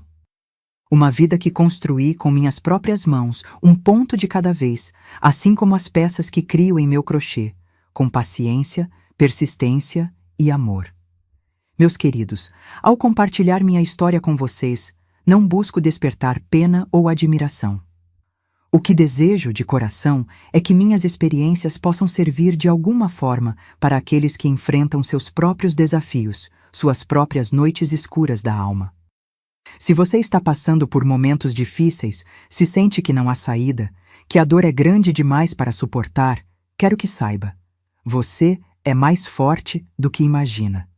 Há dentro de você uma resistência que talvez ainda não tenha descoberto, uma capacidade de sobreviver e de reconstruir que só se revela quando somos verdadeiramente testados. Aprendi que a idade não define nossa força, mas sim nossa capacidade de recomeçar cada dia. Minhas rugas são mapas de sobrevivência, cada uma conta uma história de dor superada. E acredite, a vida me ensinou que até na escuridão mais profunda, nossa luz interior nunca se apaga completamente. Quando Edilson abusou do meu filho e destruiu nossa vida em Ituiutaba, pensei que nunca mais conseguiria sorrir novamente. O peso da culpa por não ter protegido Marcelo era esmagador. Como mãe, sentia que tinha falhado na tarefa mais fundamental: manter meu filho seguro. Mas com o tempo, com ajuda profissional e com muito amor, aprendi que a culpa não era minha. O único culpado era o agressor. Se você está vivendo algo semelhante, se seu filho ou filha foi vítima de abuso, entenda: você não está sozinho. Busque ajuda imediatamente. Converse com profissionais qualificados, pessoas que possam orientá-los no caminho da recuperação. O primeiro passo é reconhecer o problema, por mais doloroso que seja encará-lo. Nunca permiti que minha dignidade fosse roubada, mesmo quando tentaram levar tudo de mim. Descobri que somos mais fortes do que imaginamos, especialmente quando pensamos que não aguentamos mais. Essa força interior, essa resiliência, está dentro de cada um de vocês também, esperando para ser despertada quando necessário. O tempo não cura todas as feridas, mas nos ensina a viver com elas e ainda assim sorrir. Hoje, quando olho para Marcelo, para o homem íntegro e equilibrado que ele se tornou, sinto um orgulho que palavras não conseguem expressar. Sim, ele carrega cicatrizes. Sim, algumas decisões da vida adulta dele foram moldadas pelo trauma da infância, mas ele não se deixou definir pelo que sofreu. Ele construiu uma vida significativa, com propósito, com amor. Minha história não é sobre o que fizeram comigo, mas sobre como escolhi responder. Quando fugi com Marcelo naquela tarde, sem saber para onde ir ou como sobreviveríamos, fiz uma escolha. A escolha de lutar, de proteger meu filho a qualquer custo, de não aceitar que aquela tragédia seria o capítulo final da nossa história. Aprendi que a verdadeira fortaleza não está em nunca cair, mas em levantar todas as vezes. Cada vez que recomeçamos, em Araxá, depois em Ituiutaba novamente, foi um ato de coragem, de resistência, de esperança no futuro. E cada recomeço ficou um pouco mais fácil que o anterior, porque fomos aprendendo a confiar em nossa capacidade de seguir adiante. O abuso deixa cicatrizes invisíveis, mas a recuperação mostra que podemos florescer mesmo depois da tempestade. Essa jornada de cura não é linear. Há dias bons e dias ruins, momentos de progresso e momentos de retrocesso. O importante é continuar caminhando, um passo de cada vez, sem se cobrar perfeição. Descobri que minha voz, mesmo trêmula, tem poder quando decido usá-la. Por muitos anos, guardei nossa história como um segredo vergonhoso. Hoje, entendo que falar sobre o que vivemos não apenas nos liberta, mas pode ajudar outras pessoas que estão no início de sua própria jornada de recuperação. A idade me deu sabedoria para entender que nunca é tarde para recomeçar. Quando conheci Augusto aos 32 anos, acreditava que minha chance de construir uma família feliz tinha ficado para trás. Mas a vida me surpreendeu, me deu uma nova oportunidade de experimentar o amor, de criar minha filha Cecília em um ambiente saudável, de testemunhar o crescimento da minha neta Isabela. Minha experiência me ensinou que nossa história não termina nos capítulos dolorosos. Há sempre uma página nova a ser escrita, uma possibilidade de redenção, de alegria, de realização. Mesmo nas circunstâncias mais adversas, podemos encontrar motivos para seguir em frente, para acreditar que o amanhã pode ser melhor que o hoje. Aprendi que sobreviver é uma forma de resistência e viver bem é a melhor vingança. Cada sorriso genuíno, cada momento de paz, cada conquista, pequena ou grande, é uma vitória contra aqueles que tentaram nos destruir. Não há triunfo maior que construir uma vida plena e significativa após ter conhecido o fundo do poço. E vocês, meus queridos ouvintes, que dedicaram seu tempo para conhecer minha jornada, quero pedir algo de coração. Se você conhece alguém que está sofrendo violência ou abuso, não fique em silêncio. Não vire as costas achando que não é da sua conta. Um gesto de apoio, uma palavra de encorajamento, uma mão estendida no momento certo pode literalmente salvar vidas. Compartilhe este vídeo imediatamente com quem você acha que precisa ouvir esta mensagem. Lembre-se que muitas pessoas estão sofrendo em silêncio, achando que não há saída, que ninguém vai acreditar nelas, que estão sozinhas. Mostre que elas não estão, que há esperança, que há vida, uma vida plena e feliz depois do trauma. Inscreva-se neste canal e ative o sininho agora para não perder nenhuma história de superação. Cada testemunho como o meu pode ser a luz que alguém precisa para encontrar coragem e mudar sua própria história. Ao se inscrever, você não está apenas apoiando este trabalho, está ajudando a criar uma rede de suporte para pessoas que estão passando por situações semelhantes. Deixe nos comentários: qual foi a parte da minha história que mais tocou seu coração? Compartilhar nossas reflexões cria uma comunidade de apoio, onde pessoas de diferentes caminhadas da vida podem se encontrar, se entender e se fortalecer mutuamente. Faça isso agora, não espere nem mais um minuto. Porque, meus queridos, o que eu nunca contei para ninguém até hoje é que, nas noites mais escuras, quando o desespero parecia me engolir, eu pensava em acabar com tudo, levar Marcelo comigo para um lugar onde ninguém pudesse nos machucar novamente. Foi apenas um fio de esperança, tênue como os fios que uso em meu crochê, que me impediu de cometer o irreparável. E esse mesmo fio, fortalecido dia após dia, acabou tecendo a vida que tenho hoje. Este é um segredo que vai me acompanhar até meu último suspiro.